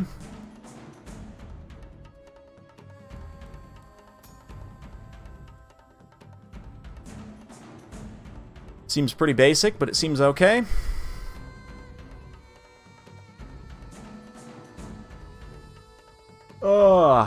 Let's see. I don't have any terror units. So that's kind of weak.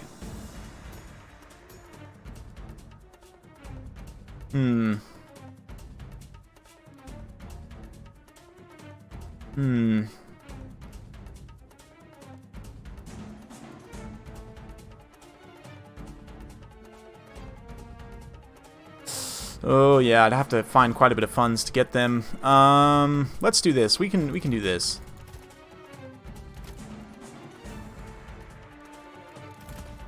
That, and then we get these guys here. Then we have a little bit of terror, at least, for the wings.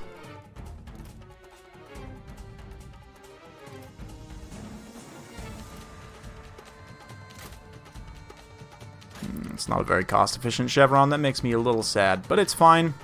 We will persevere. And yeah, I think I'm ready.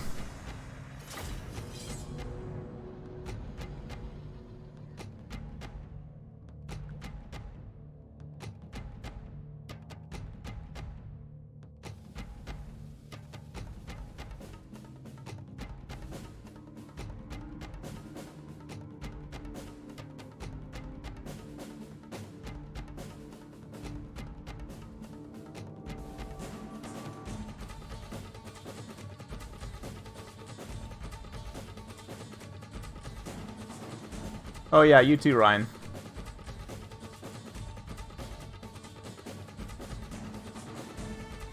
Not the place.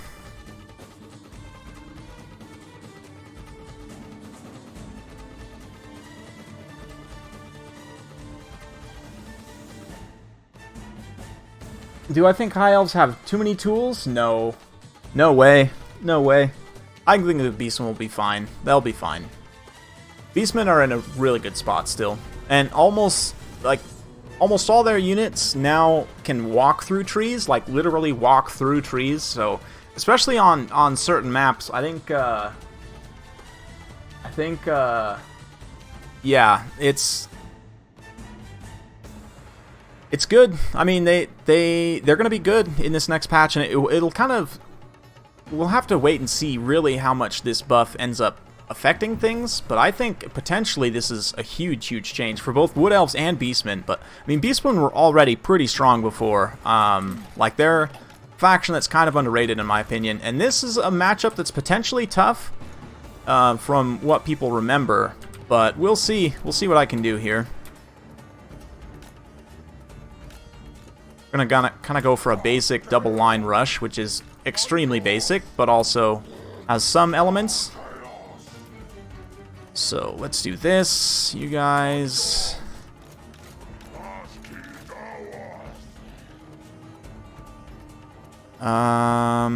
Okay, yeah, and then you guys will be on 5. Or you know what? Let's do this. Let's do you guys on 4, these archers here.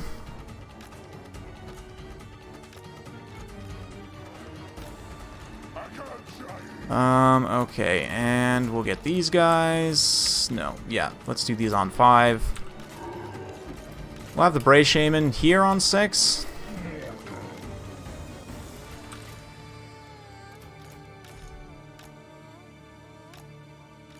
And then, yeah. Part of me wants to, like, partially deploy in the forest. So we're gonna do that. At least, like, hide my leadership.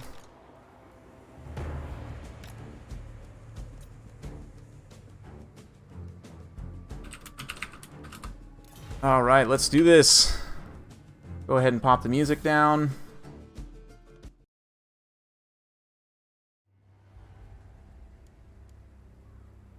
Alright, alright.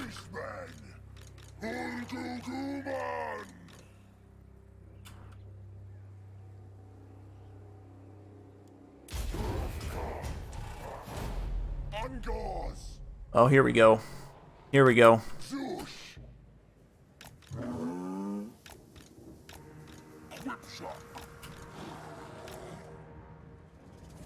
This should be pretty good. Can kind of set up here, use the forest on one side and the lake on the other. Let's kind of slide this way a little bit.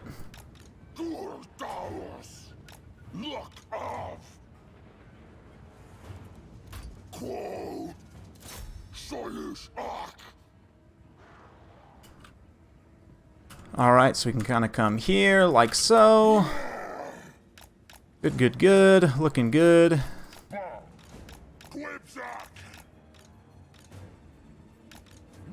Okay. Let's just keep zoning these archers right here.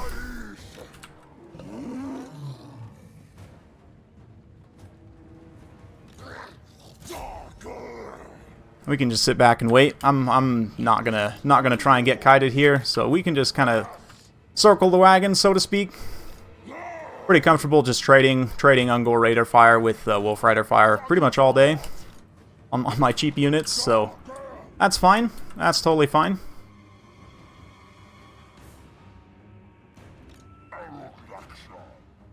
Okay, looks like they're getting pretty far out of position, so we can kind of spring a little bit of a trap here.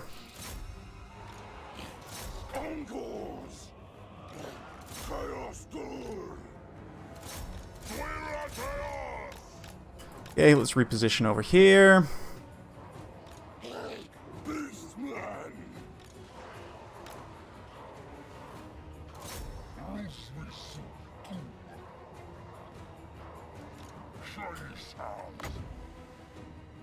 Yep, that's fine. Okay, the rest of you guys move up like this.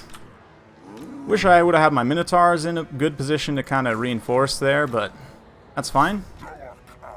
We can go ahead and probably pull up the Chaos Spawn Summon right here, honestly. Then pop a little bit of this. Oh yeah, look at that value right there. Make sure everyone stays on the boars. Keep this force kind of pushing up right here. What are those? Those biggins? Those are biggins. Okay, so we do need to be a little bit careful. But we got a pretty good push going over on this side. Just broke a whole bunch of units. So go ahead and kind of blob in a little bit.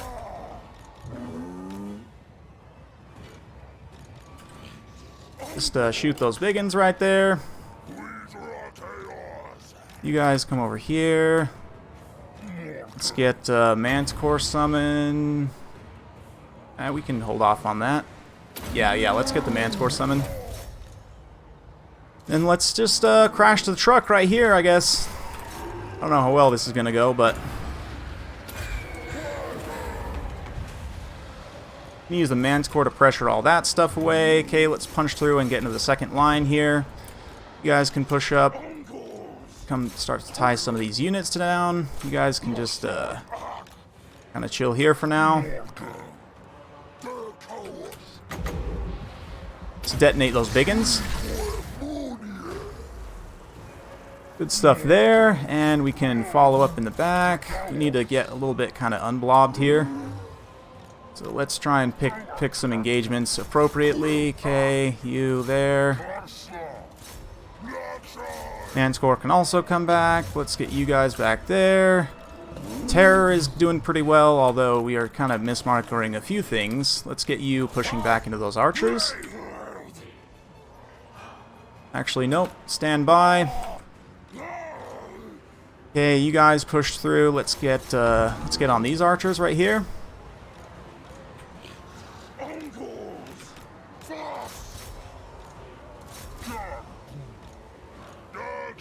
Okay, looking good there.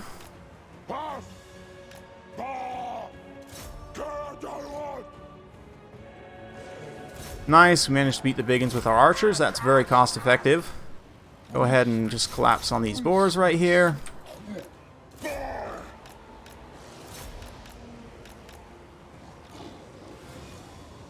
That was a pretty mouth breather build, but you know what? That's just how it rolls sometimes. And those boars, though, those boars do not want to go down. Okay, let's try and pull away our monster squad a little bit. And the shamans can fight Skarsnik.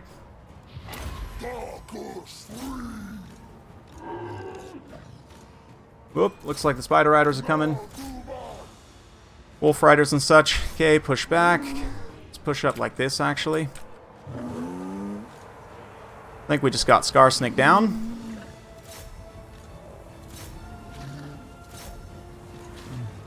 Keep pushing forward all across here. Nice, yeah, we just KO'd Skarsnik super hard. Spawn is too much.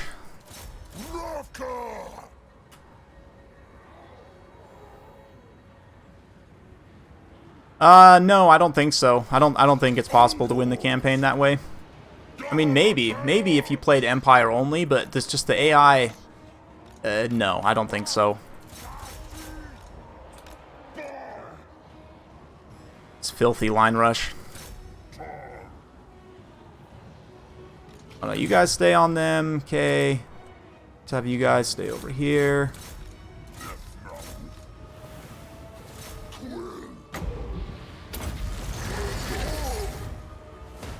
Get a little bit of a vigor refresh right there. Those Wolf Rider archers are out of ammo anyway, so.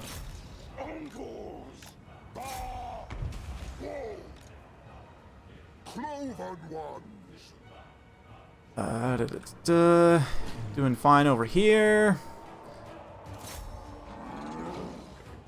Should just proc a terror route real quick with those Minotaurs.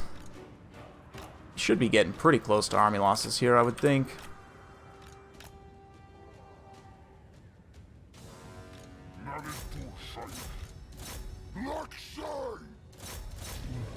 I think the spawn are faster than Skarsnik. I don't know, though. Believe so. Yep, just cleaning up.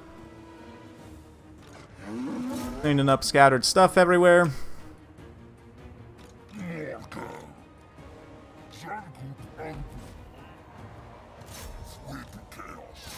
I think we can probably pin the troll hag here and fill her full of arrows.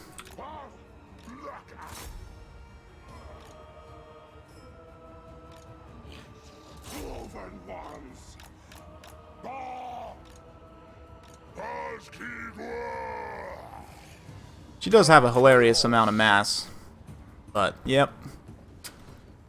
Yep.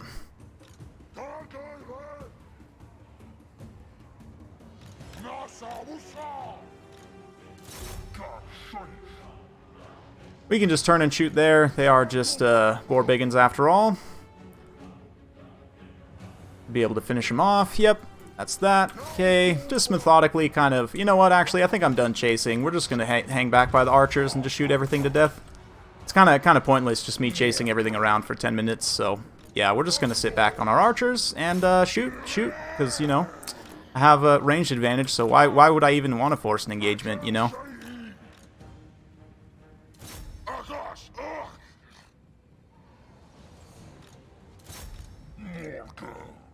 Yep, just continuously shoot until the Ungor Raiders are out of ammo, pretty much. It's the ammo.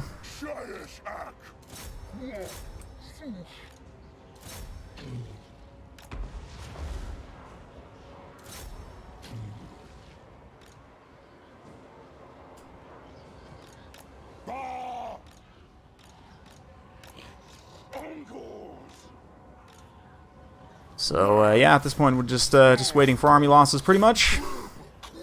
Yep, and there it is.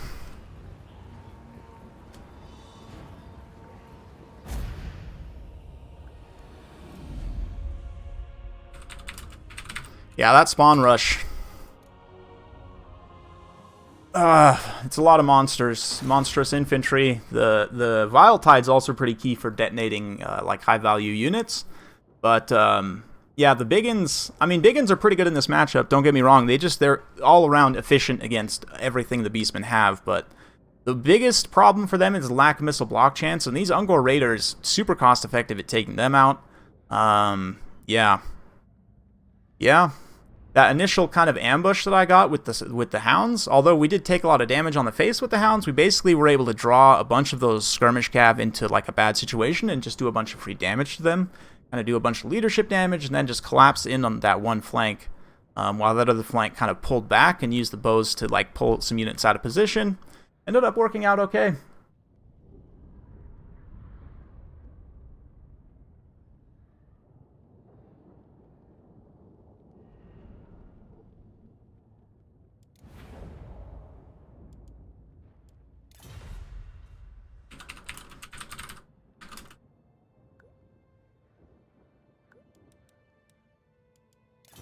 Yeah, the Biggins are solid here. I mean, there's an argument to be made for like 4 regular Biggins, 2 Savage Orc Biggins as your line. But yeah, we'll go ahead and get it hosted here now for the other semifinal match.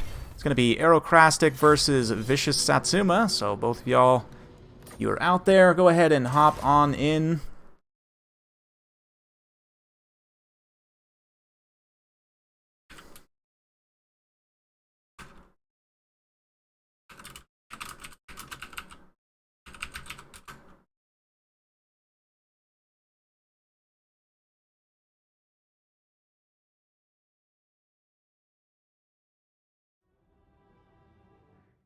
The spawn.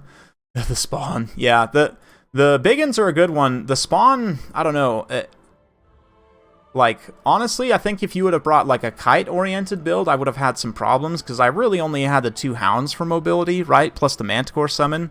And, like, you had a lot of skirmish cav, but, I don't know, maybe just playing even more to that kite would have been okay. The spawn, though, are a problem, for sure. I almost wonder how Stone Trolls would trade with them. I think because of the unbreakable leadership, you would just run into issues, though, right? I don't know. The Rogue Idol. The Rogue Idol's pretty good.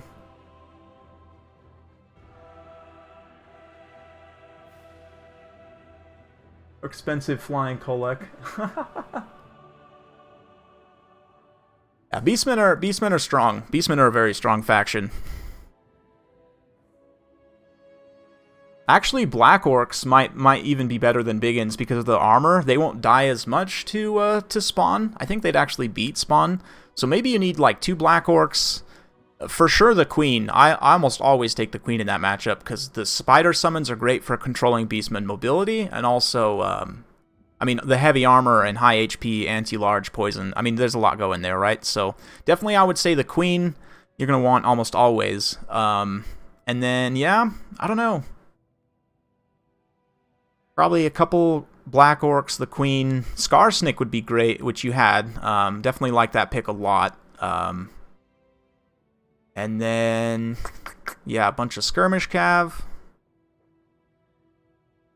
you'd be pretty thin on the infantry department, but again, you just kind of play to the kite a little bit, and I don't know if that would actually work. I don't know, because then you'd be at risk of like mass Centaurs. Although, again, if you have the Spider kind of with your mobile force, the Spider is good enough to beat Centaurs, and you have the summons, you know, as well to kind of help support that potential engagement. So, good stuff. Let's see here.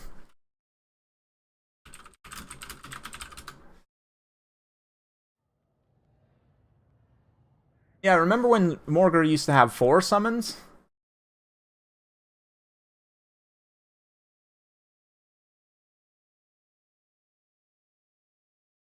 Yeah, that's the thing. The Rogue Idol might struggle to find engagements. Yeah, that's a good point, for sure. Because the Beastmen are fast. They can just avoid fighting it until the end, basically.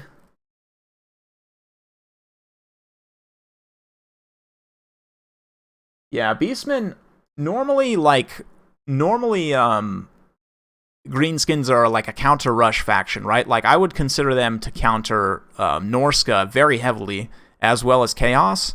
But for whatever reason, Beastmen, I think because of the speed differential and because of the summons in particular, like the Beastmen can just they can flood the orcs and goblins pretty hard, and it gets hard for them to deal with.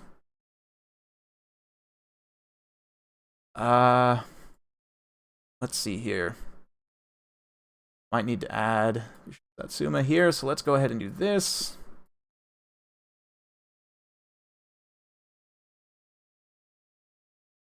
Bear with me just a moment, guys, getting this set up here.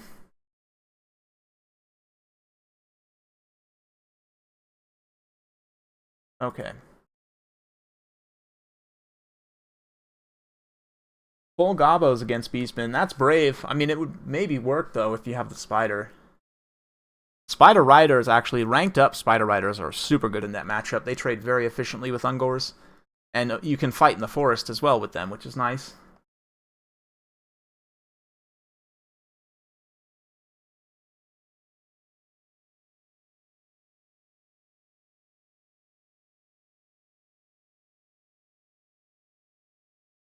Beastmen, the thing about Beastmen is it's... Hellebron was just broken, yeah. Beastmen is a faction that it's... Because they're fast and kind of squishy in some aspects, like they're yeah,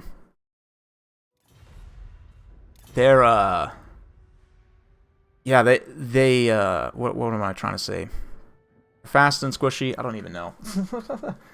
Oh yeah, they positioning is big for them, but also you can reposition very quickly. So it's a great faction if you want to learn positioning in general. It's a good faction to learn because they get to where they're going fast. Whereas, you know, a faction like Dwarfs or Vampire Coast, positioning is, I would say, equally if not more important, but you have to make decisions way ahead of time because your units are so slow. Same thing with Lizardmen to a degree, right?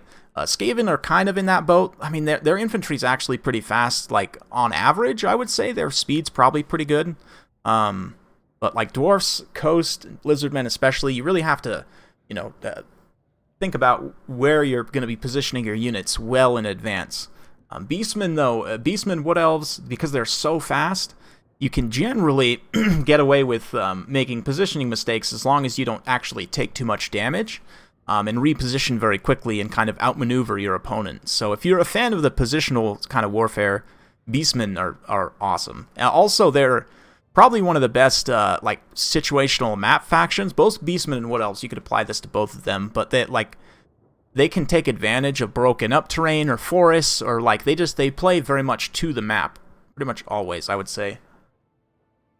Like in that last one, I was utilizing that forest to kind of draw those boars into a little bit of an ambush there with the Troll Hag.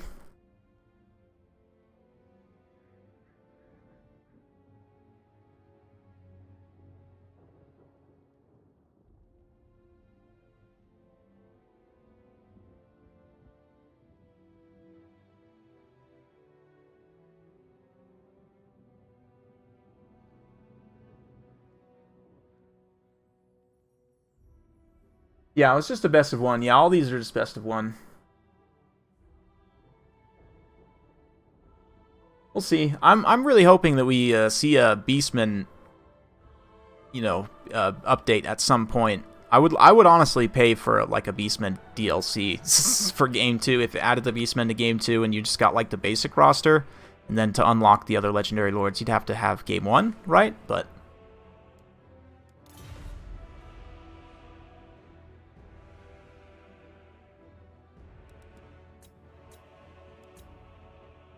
huh. Alright, so we're going to have Empire versus Greenskins. This should be an interesting one. I played this one a couple times already, but not with the new buffed war wagons. Hey, what's up, Casifos? Exactly, Cheesex. Cheeseeks. There we go. Slayer flanking charge. Oh, man. They're, you know, fast for dwarves.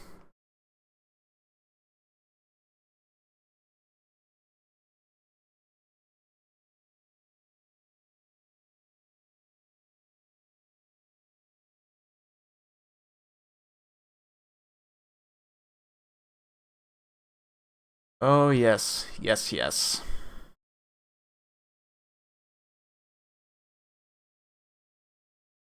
Wood Elves and Beastmen DLC. I would pay for that. I would absolutely pay for that.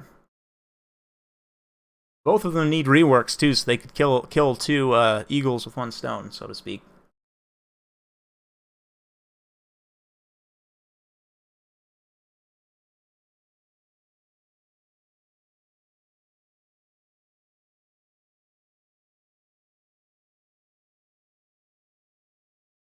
Beastmen are fun. I like playing them quite a bit. In general, I prefer playing the more mobile factions. Like for me, I not that I don't or like hate the dwarfs or coast or I mean coast are filthy undead, but that's besides the point.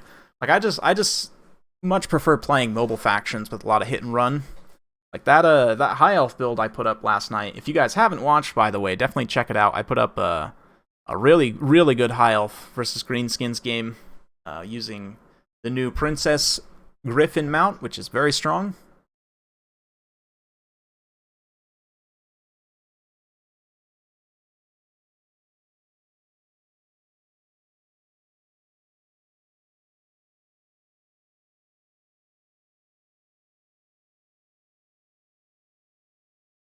Yeah, if they did Wood Elves versus Beastmen, I would think, yeah, if they're gonna do a Wood Elves versus Beastmen DLC, which makes a lot of sense, then both of them will get reworks.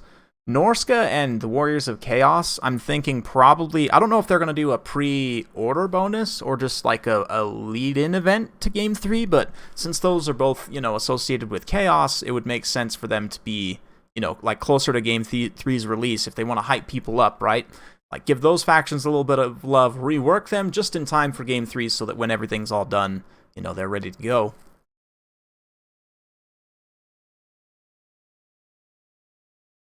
You were streaming pretty late? Oh, okay, okay.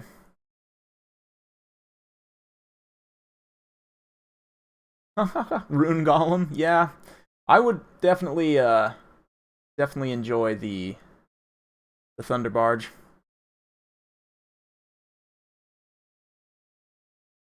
Yes, I do like the fact that if you do, I mean, just the bow means that as you're flying around, like even just passively, if you leave it on fire at will, as she's flying around, she's going to be taking pot shots. So it just does a little bit more DPS over the course of a battle. Likewise, the volley of high arrows is great for sniping out characters or artillery pieces. And you can also, like from that high angle, it's especially good. And yeah, I mean,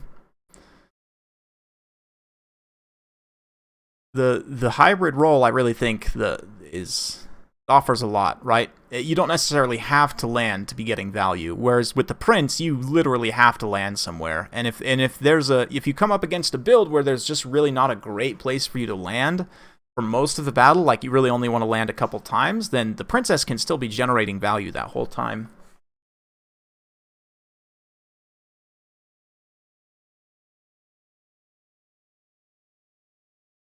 I would pay for a Bretonia DLC.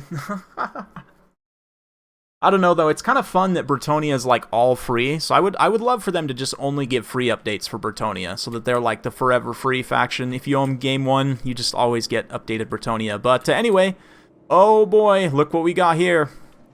Look what we got here. Boris the Todd, bring in the Todd with the Fire Wizard. We've got 3 Knights of the Blazing Sun, 3 Spearmen, 1 Outriders with Grenade Launcher, a Steam Tank, and 2 War Wagons. Yes, more War Wagons. These War Wagons are quite strong. We'll see if they can avoid... There's going to be a lot of mobility, I would imagine, for the Greenskins here, but these lads are ready. Yeah, and for the said orcs, we've got a couple of black orcs, a couple of orc boys, 3 black orcs actually, 2 orc boys, skulkers, spider riders, we've got some boar boys also. Looks like, yeah, some wolf rider archers, spider riders, 1 mixed in. And some 8-peak loons over there. Hey, what's up? Turin with the 5er. Keep up the great work. Hey, thanks, man. Huge thanks. My channel definitely wouldn't be where it is without Turin, so.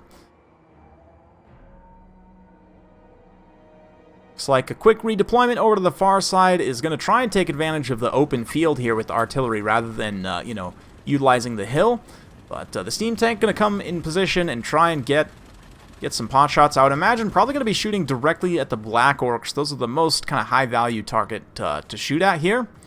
But Scar Snake is just kind of hanging back, not really wanting to get too overly aggressive here, but the steam tank will start to pressure eventually. And the war wagons can also come forward and start to pressure. You do need to be careful not to get too far out of position, but if Boris is kind of close by, he can dive any like spider riders or boar boys that try and get any cute ideas. So far, I don't know if the steam tank, has it actually got a shot off yet? I don't think so. Oh, looks like it has. It just hasn't actually got any kills yet. That's kind of funny. But here come the war wagons. Oh man, they're a little dicey position, but they're going to go ahead and take some shots here. They'll quickly start to pick off models from these skirmish cav because of the high missile damage. Outriders and the Knights of the Blazing Sun also coming forward now. We'll see. The steam tank doesn't have any healing, which is potentially very risky. But, yeah. Ooh, this is bad positioning here. Arrow's going to have to be careful. He's about to get surrounded. I mean, granted, he does have some heavy presence here that can kind of counter-collapse, but getting these war wagons pushed away from the rest of his army is going to be really, really bad. And they're also taking quite a bit of overwatch fire from these various, you know, Goblin skirmish units. We've got some boar boys in reserve here as well. Knights of the Blazing Sun are going to be coming through. We do get a fireball just in time to proc some Kindle Flame. Will that Kindle Flame be active when they make contact? Yes, it will. That is going to provide a massive damage spike. It just runs out, actually, unfortunately, like right as they're charging in, but looks like a Beta Buna as well as a Flame Storm being thrown both in this pocket. The Flame Storm, unfortunately, the positioning on that's not super favorable. It actually just goes off into the woods there, which is not the best, but oh yeah, these war wagons are in trouble. Oh man, the boys do ride directly through the flame storm, but these war wagons getting caught up on these trees and stuff, this is really bad position for them to be in. They definitely wanted to try and be like probably out on the open ground over here, try and operate in a skirmish kind of over there, but as it is right now, yeah, they're both getting taken out very hard. Nasty Skulker Smoke Bomb and the Mither also can be used to catch these war wagons, so a little bit of a tough situation, granted. There's still plenty of powerful Empire troops here. Balance of power still relatively even, but I mean, there's just a lot of Black Orc staff to deal with. Steam Tank also shooting through the woods isn't going to be as efficient. It has done some good damage to Skarsnik, but here the Knights of Blazing Sun following up. The Troll Hag's got to be careful. She will get wrecked by the Knights of Blazing Sun, but looks like Boris nopes out of that engagement. Some of the war wagons did come back, thankfully, so they're not all gone, and the grenade launcher is starting to do some solid damage over here, working away at those Orc boys and the Black Orcs and everything, so it's still pretty even. I mean, both players making some solid plays. And yeah, I mean, it's looking pretty good here. These boys didn't take too big of a charge there. It looks like they didn't honestly take all that much damage. It looks like the Boar boys took most of the charge, which is just fine. Spearmen coming forward to provide some support and kind of help screen out some of these mangy marauders and other units. The steam tank pulling back here. Boris going to have to be careful, but the wagons providing a little bit of overwatch, firing away at those boar boys. The model count is an issue, though, for sure. Vicious Satsuma obviously having a much, much larger army, but a beautiful charge just walloping those orc boys over on the far side. The steam tank is doing just fine. Feeling great. And the orcs are doing okay as well. I mean, the black orcs all are very healthy except for this one unit, right? A nice fireball, and picking off Skarsnik obviously will do a lot of leadership damage to the Greenskins. Nice job with the Knights of the Blazing Sun as well. It's, again, picking away these isolated units. The Mangy Marauders, though, can be sent into a skirmish, and same with these Spider Rider Archers and everything. Yeah, this is great. Pulling these Knights of the Blazing Sun away. You can see Vicious Satsuma deploys the Boar Boys to kind of come over here and block the positioning of those Knights of Blazing Sun there. They are going to try and commit to that engagement and finish it off, but it looks like the Boar Boy's coming back. Oh, this is nice. Nice use of that Enrage there. The Bright Wizard gets enraged, just jumps on top of Black Orcs. Oh, man. That is a great use of that there. The Knights of Blazing Sun are going to respond. The Troll Hag says, hey, you're the one with the fire, right? Yeah, you go away. She's going to come over and try and deal some damage to the Bright Wizard, and it does look like he gets routed there, unfortunately. That being said, Skarsnik's also not doing great. He's getting dived by Boris right now. Gets some counter hits on Boris, though. He has been debuffed by the Canadian Stabbin', down to only 16 melee defense. The grenade launchers come in. They're going to pour some fire into the back of these units, try and route various things. But Skarsnik, let's see if he can hold. Right now, he's actually holding very, very well, counter-punching Boris very efficiently. So we'll kind of get in close, get some cool cinematic shots. I have to say, I love the new Black Orc texture. I think they look just fantastic.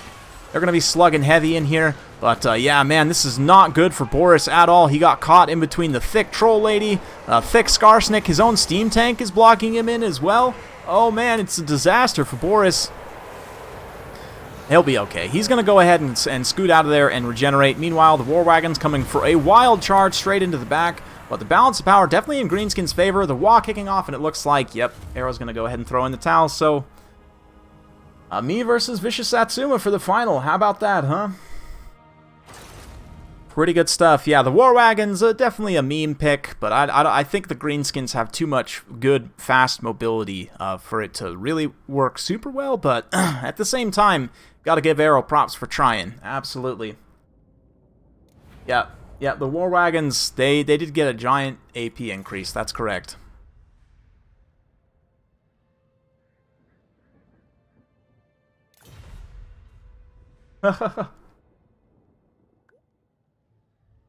Yep, exactly.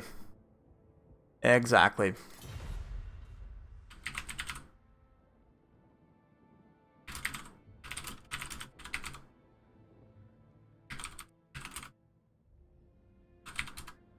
I'll go ahead and just back out as a spectator. And then let's go ahead and jump back in.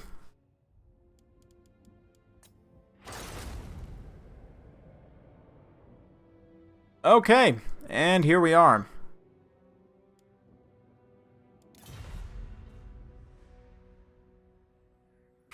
Oh boy. Okay. So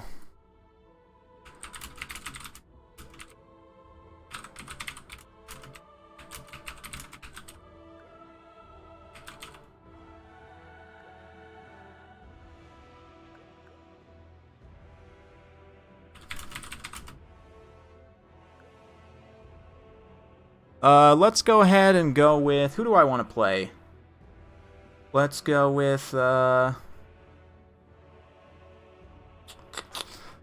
go with Lizardmen, Ban, Skaven, and Coast. And that way Vicious Satsuma can play the Greenskins if he wants.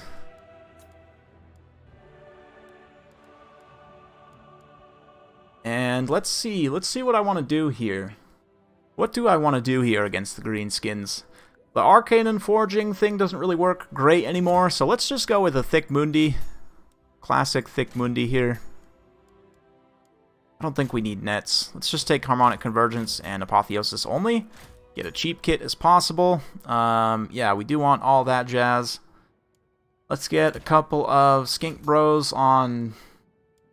we go on foot? I think we should probably go on foot.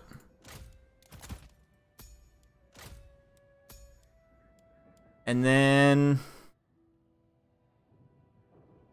let's get, let's see. Haven't played Lizardmen in a while, so hopefully this goes okay. Could do a Dread Saurian. Could be risky, though.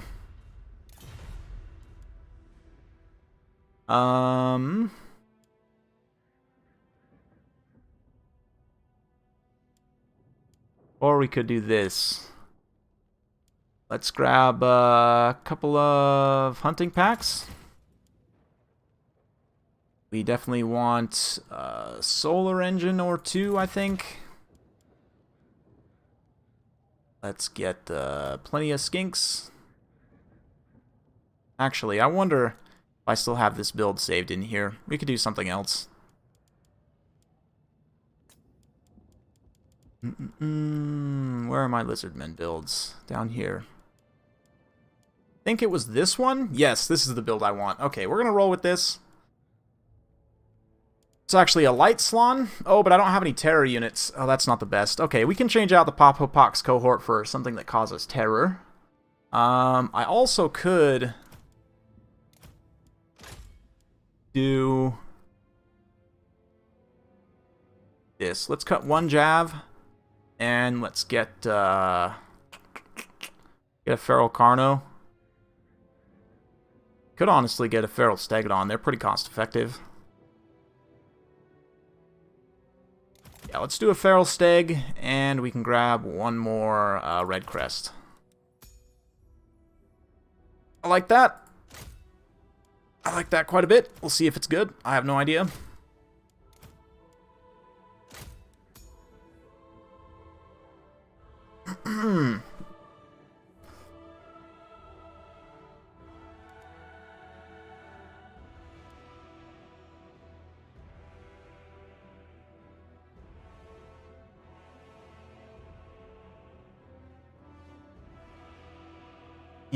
Yeah, the steam tank.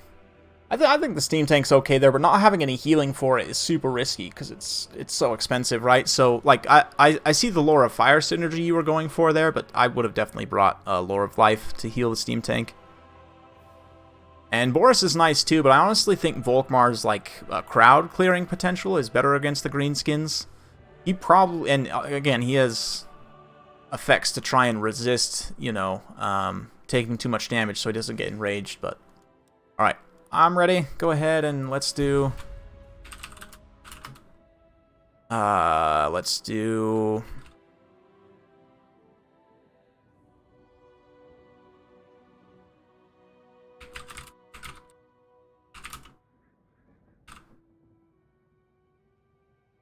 Stallion Tomb for the map.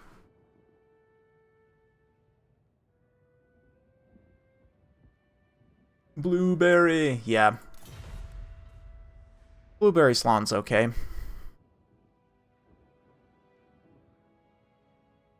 No army blocker? Ah, that's fine. That's fine.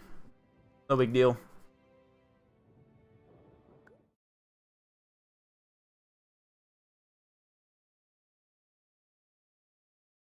No big deal.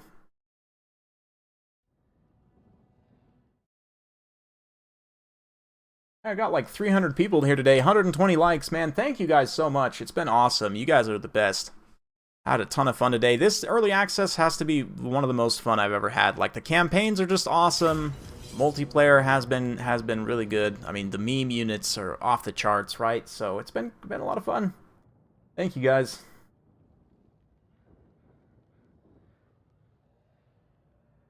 I think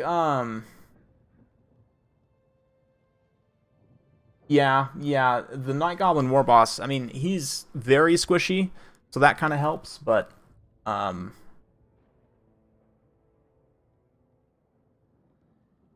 yes, yeah, Skarsnik's on foot and has to be in position, although he's harder to snipe, so it's kind of a bit of a trade-off in that way. The enrage is too long, I think, but I was also going to say Wulfric's ability should also have a bound enrage effect. I feel.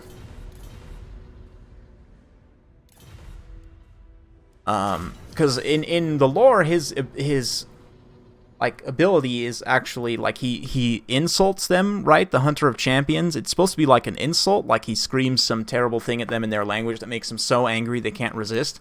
And in tabletop, it actually forced them to duel Wulfric. So honestly, I think that'd be a good way if you like remove the speed component from it, maybe, and you put a rampage on that. That would actually make. I mean, Wulfric's already the strongest lord for Norsca, no question.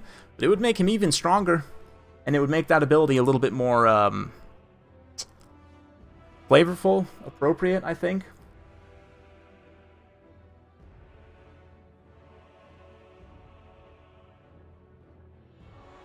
The absolute cheapest lord in the game, I think, is the Goblin Great Shaman with no spells or abilities. I think is the cheapest. I think he's like 350 points, maybe? You'd have to check me on that, but I think that's the cheapest.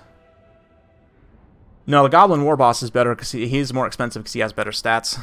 Yeah. I think it's the Goblin Great Shaman on foot with no spells or abilities.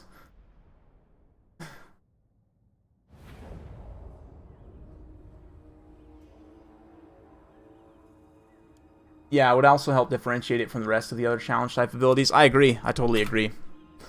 So let's go ahead and get to it. I have no idea if this is going to work. This is probably not a good idea to try and counter-rush the Greenskins with Lizardmen, but we are going to try. We're going to give it a go, right, as they say.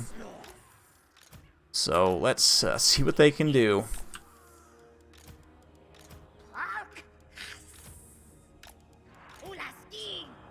Hola, skinks. I don't think I've actually played Lizardmen at all in this early access yet, so this is going to be a first for me.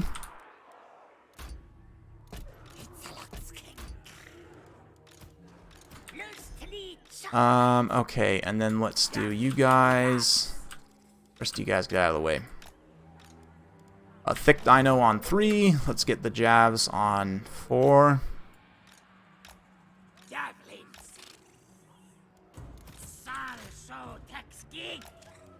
And then we'll do the mobile response dinos on 5.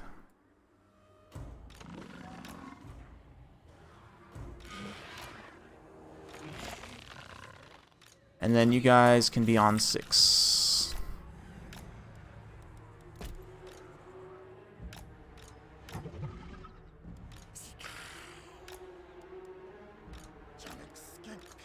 Okay. There we go.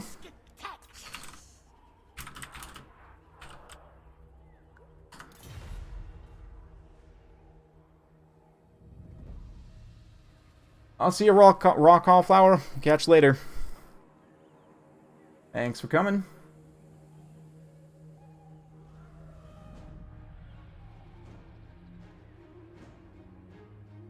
$300 gold. Yep, that's great. That's so good. Makes me happy for no reason.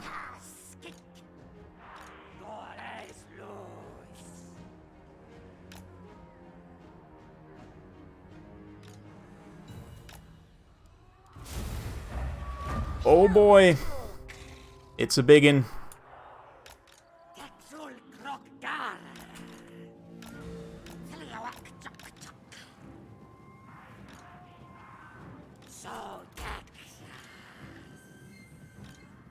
Oh yeah, here we go. You guys also over here.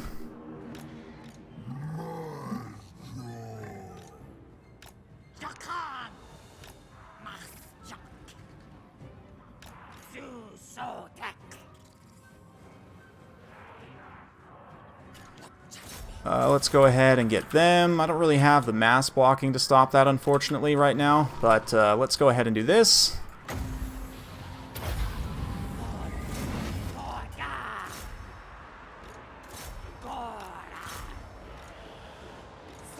Oh, no, I missed my charges. That's not good.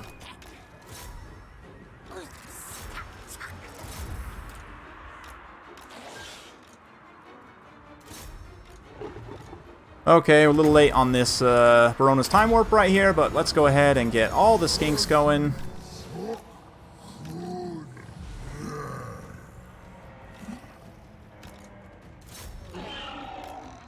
Might have brought a little bit too much range here, but that's fine. We can keep things moving. Let's take these guys off skirmish mode because they're just getting all kinds of screwed up right now. Yeah, front line got crumped as I imagined it probably would. But let's go ahead and throw a banishment right here.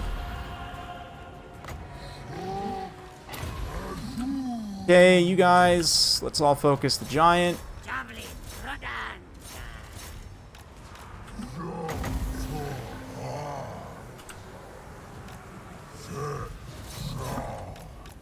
Okay, I need that net off of cooldown like yesterday.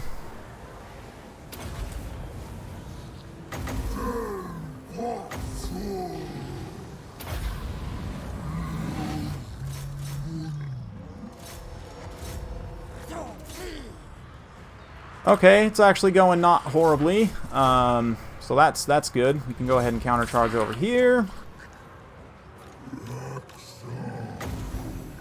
No, my Slon's enraged. He's angry. Angry Slon. Yeah, I took way too many range tools here. I was really hoping those skinks would trade a little better in the front line, but they did not do a lot, I'm going to be honest.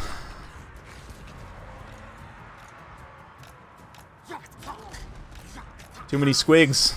Too much mobility. Yeah, honestly, like a more traditional, just heavy monster build would have been pretty good here.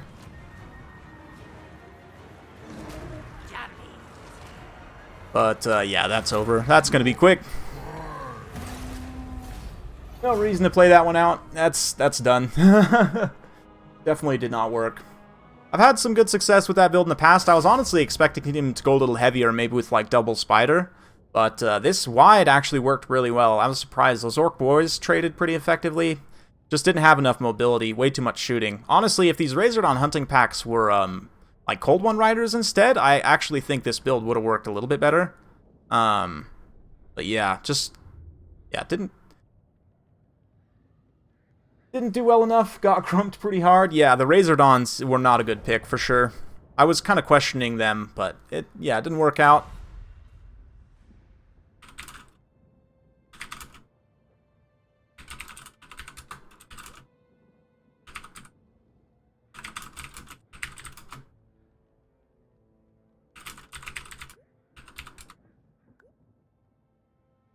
Yeah, the Razordons, they got crumped pretty hard. Oh, well, they're about to be your new favorite in campaign, because they're going to be super fun. Their new campaign is so much fun. I've been having a blast.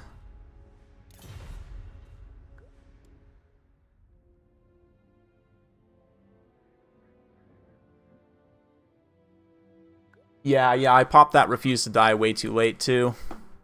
They got fanatics to the face.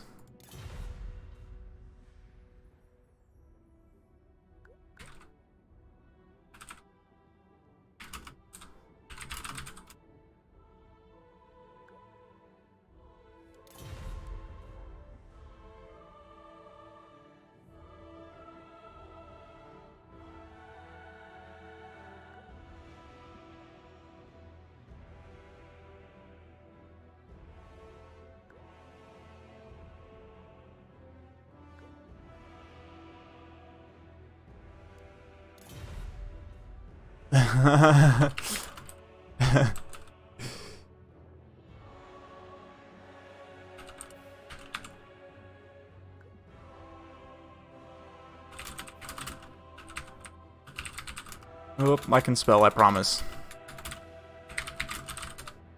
Just get Vicious Satsuma going here. We'll see what he picks next. The Lizardmen, honestly, yeah, just a more monster-focused build, I think, actually would have been just fine there.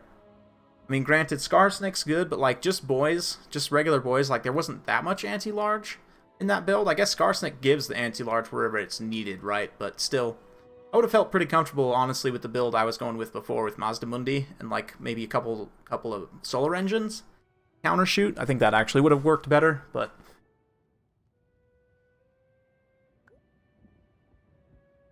Maybe.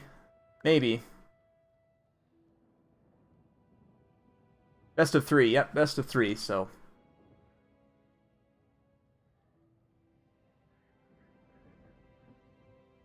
Oh boy, he's also very good at Skaven.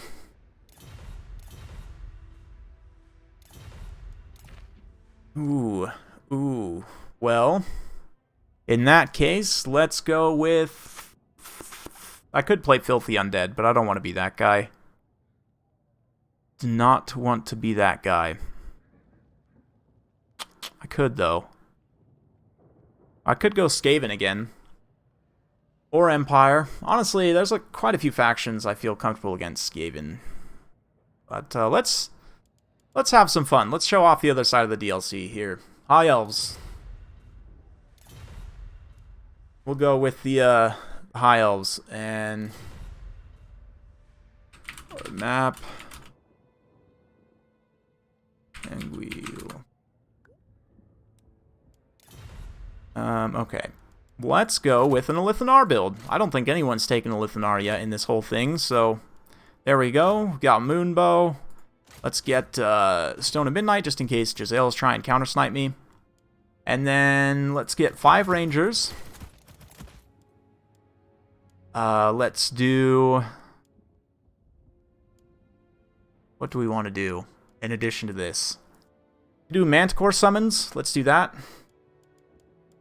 Or Beasts.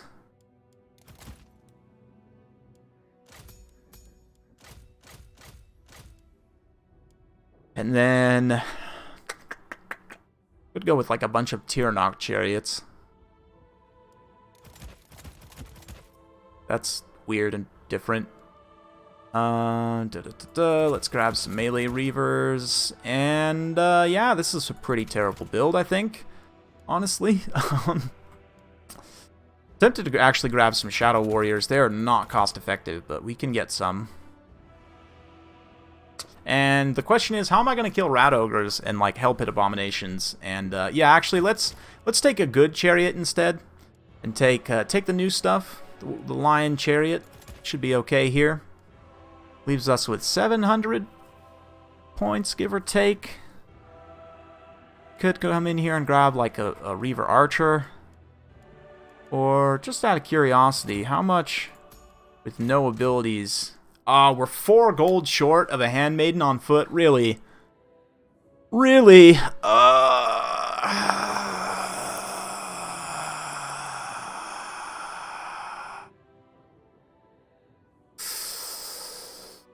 Okay. Let's do this. Nope, that's too much.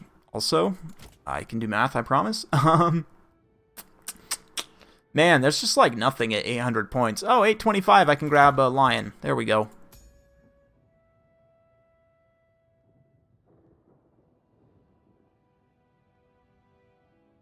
Arcane Phoenix.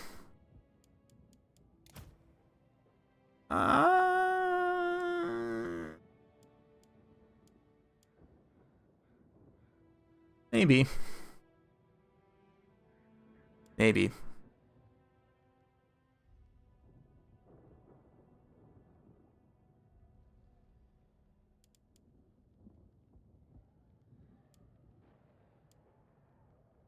Is this Handmaiden on foot any good, though, is the question. I don't actually think so, so we're going to cut that. And let's have another think. We could take a second Lion Chariot. We could do a second Lion Chariot. We could do a couple Bolt Throwers. Let's do a couple Bolt Throwers. That sounds like a good idea. We'll give them some chevrons. Juice the refire rate. And, yeah.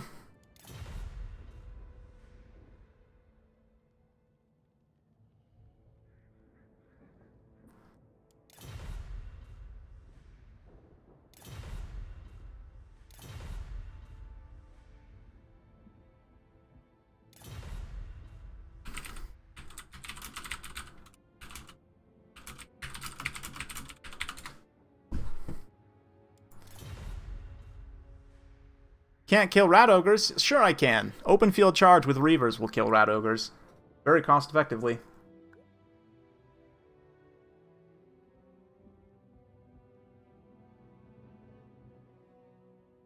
You'll see. You'll see. Maybe it won't work and I'll look dumb, but I have a plan. There is a plan with the Reavers. Yeah, Reavers, people seem to forget 40 charge bonus is good. I mean, that's solid. That means they're hitting 70 melee attack and, 67 weapon strength on the charge, so they can definitely hit Rat Ogres pretty hard. Especially with multiple units kind of charging Rat Ogres from different directions. Pretend you're Wood Elves, exactly.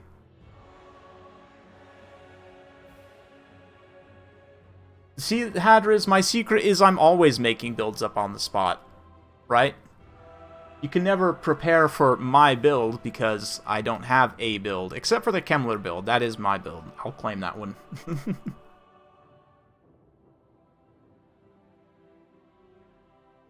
No, High Elves are not expendable. No High Elves are considered expendable.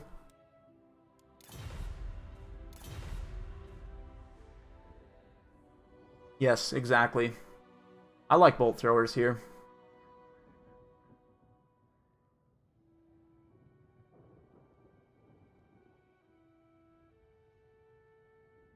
Yes, they can also kill Giselle models. Exactly. I like them in this matchup. I think they're a good utility here. Counter artillery against the Skaven is almost always a good idea, I think.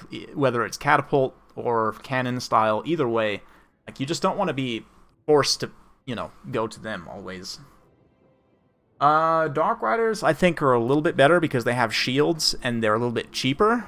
But Reavers are still really good.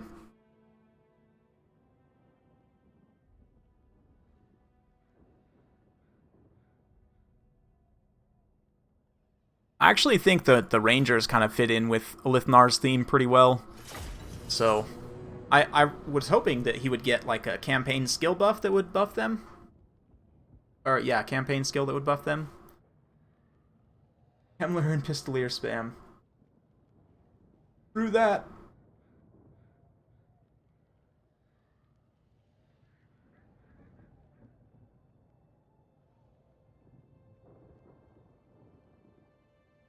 Bolt throwers actually get better with more chevrons. When their refire rate is increased, and then they actually do a lot of DPS, but normally their DPS is not that great.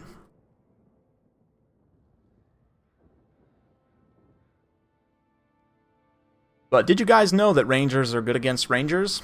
It's true. It's true. Rangers are good against Rangers. Think about it. Think about it. It's a thinker. But it works. It just works.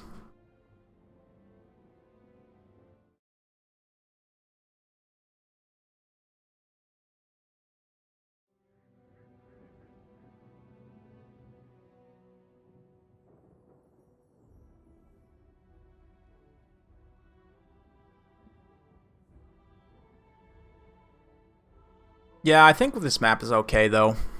We'll see.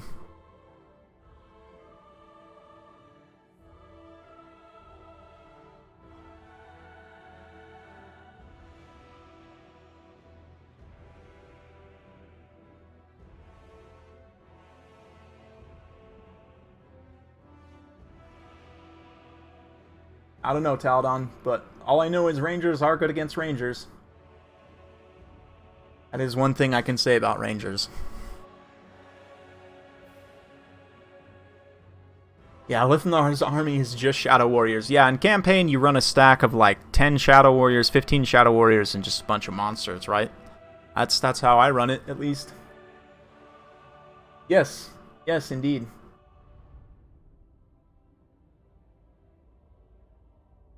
Yes, that's true, Guac. You are correct. Rangers are both good and bad against Rangers, right?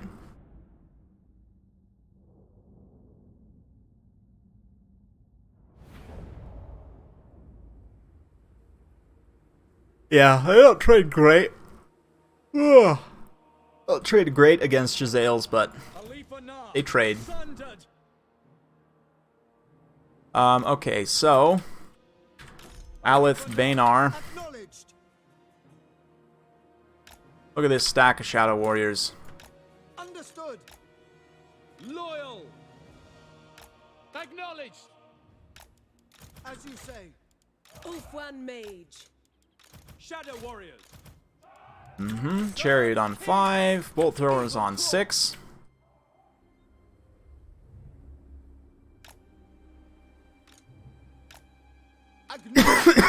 Yep. And let's do these guys on 7.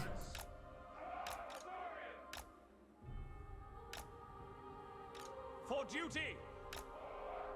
Awaiting orders. Okay, and we're ready.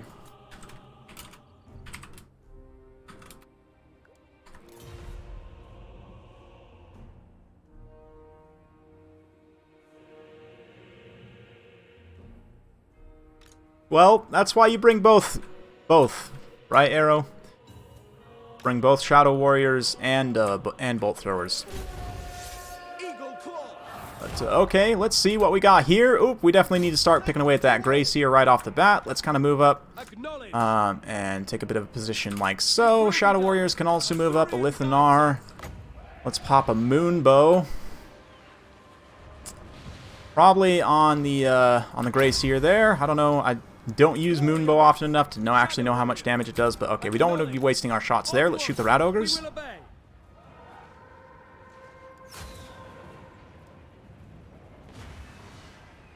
It did some damage. Definitely did some damage.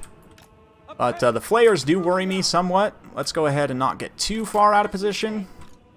Loyal. Move. Ancestors. Shadow warriors. Fire and retreat there. Let's unload on the Hell Pit now. No mercy. Battle calls.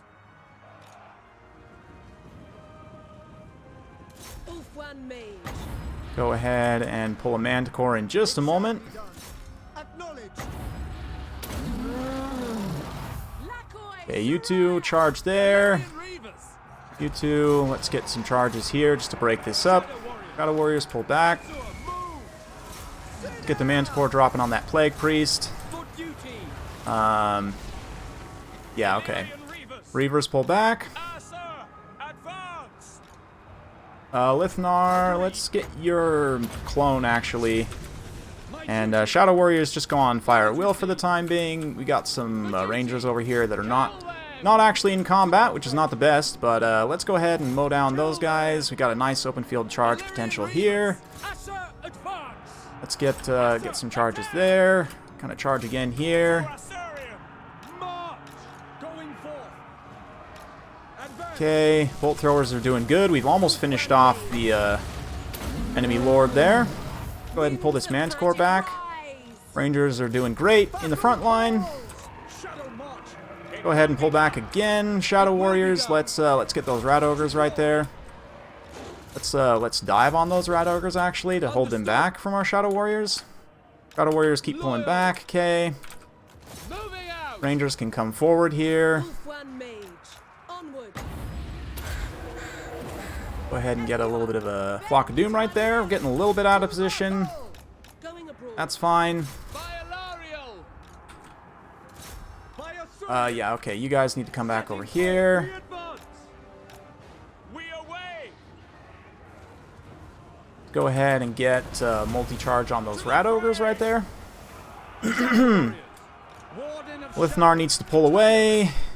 Oh, I'm totally not using my Lion Chariot. Aha! Ah, good on me. That's great. Go ahead and just collapse with the Rangers back here. Try and get a big rout. Let's actually use the Chariot's armor piercing to hold back the cart there. battle call. Or, you know what? Let's go after the Flayers, yeah. We'll play bumper cars with the Flayers. Let's get a Moonbow right here. Looking pretty good. Okay, Reavers, we can pull back now that we've got all the Rangers into range. Let's go ahead and get her away. Without fail. Let's fight with them. Cool. Looking pretty good. Looking pretty good. Well, I'm very confident about this one. Right now, at least. Forward. But let's see here. Lion Chariots. Yeah, stay on those Flayers if you wouldn't mind, please. For Assyrian. We're also really blobbed up here, so let's get a couple of these Rangers away. Now. Yes. Yes. And kind of run in here and countercharge some things. Yeah, you need to get out of combat. Sir, Moving out. I go then.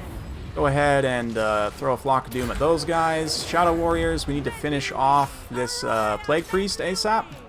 With me. Same for you, Lithnar. Let's go ahead and throw a decoy. Glory awaits. Oh, all those Rat Ogres are just chilling over there. Let's go pick them off. Apace. Balance power has stabilized somewhat, which is not the best, But we can keep up the pressure here. Withdraw. Stalk. Advance. Striking forth. Oh yeah, our lion chariots are getting caught up here. That's not the best. That's not what we want at all. So Reavers, come over here. We need to finish off those rat ogres. Let's see here. That plague priest is almost down.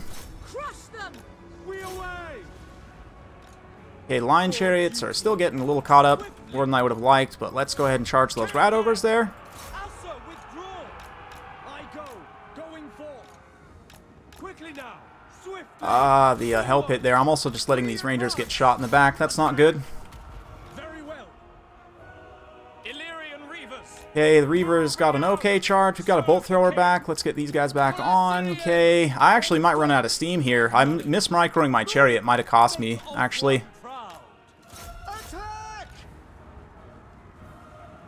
Did finish off the plague priest though, so that's good. Understood. Move with me. To battle. Let's multi-charge those rat ogres there. And also just keep picking away with the Lithnar. He's got some ammo left, so that's good. Let's get back here, get into combat with you guys. You guys over here. These Shadow Warriors need to pull away. These Shadow Warriors can come forward. Forward. Asa, Let's go ahead and charge those rat ogres right there. Just want to finish them off. Lithnar, keep working on the hell pit there. can I be Ooh, it was looking good for a minute, but oh nice, we managed to intercept the flayers, except they still get a charge, unfortunately. That kind of irks me. But okay, Reavers pull back. We don't want to stay in combat for too long. We need to stay mobile. I do think I'm going to run out of steam though, unfortunately. Yeah, mismicroing those chariots cost me. It shall be done. Cost me the game there, I think, honestly. Just did not use them correctly. So let's go ahead and just stay mobile. We'll stay out in front and keep these guys moving. Asa, Just, yeah, try and go finish off whatever units we can. show them. Setting forth. Khalifa Na. Victory awaits. Shadow march. Illyrian breezes. Destroy. Seal. Okay, let's do this over here. You Shadow Warriors. I don't really want to fight those Council Guards without support, but Pull back. yeah, I don't think we got it. It shall be done. Order. Oh, nice. Managed to pull the those guys away. So let's keep going over there. Loyal. Forward. We advance. Draw back. Lowick's curse.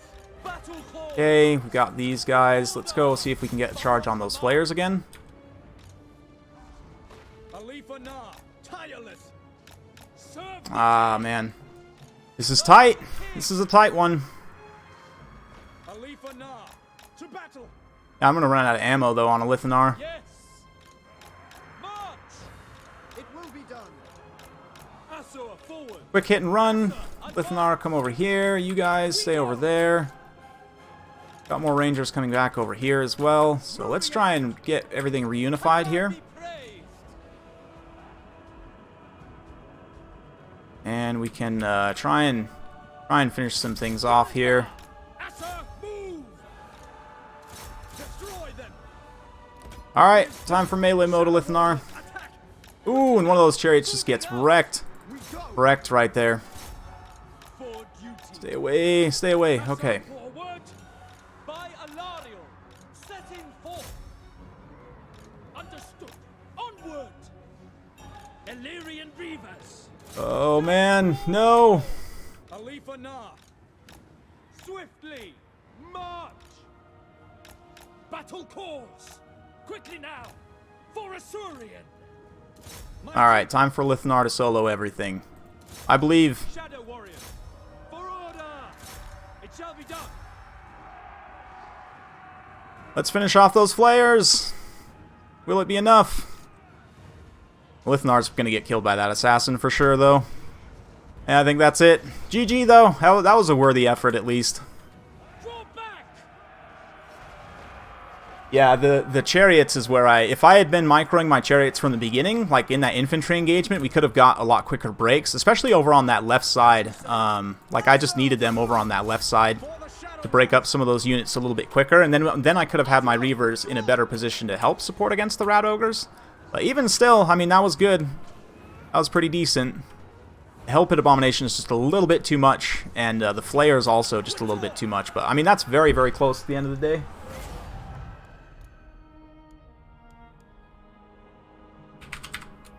And that's an Olithanar replay for posterity. So yeah, that means Satsuma will take the final 2-0. Big congratulations to him. It's been a ton of fun today.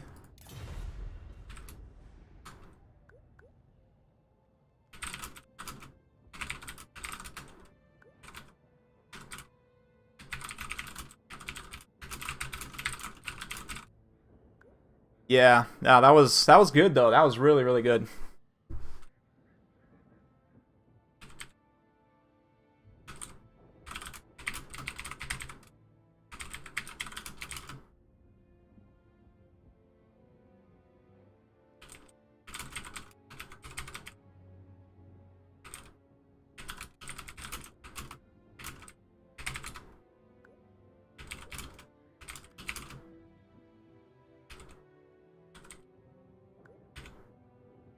Feel like a cheat. Yeah,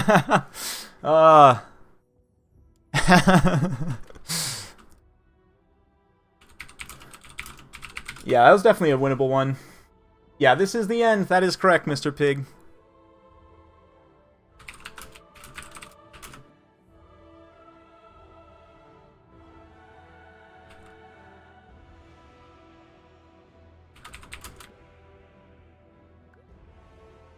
Yeah, very fitting finale.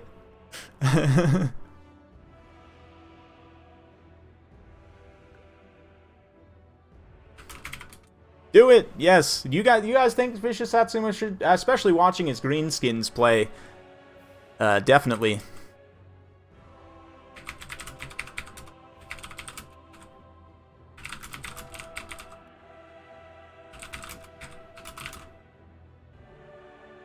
Oh, I can type.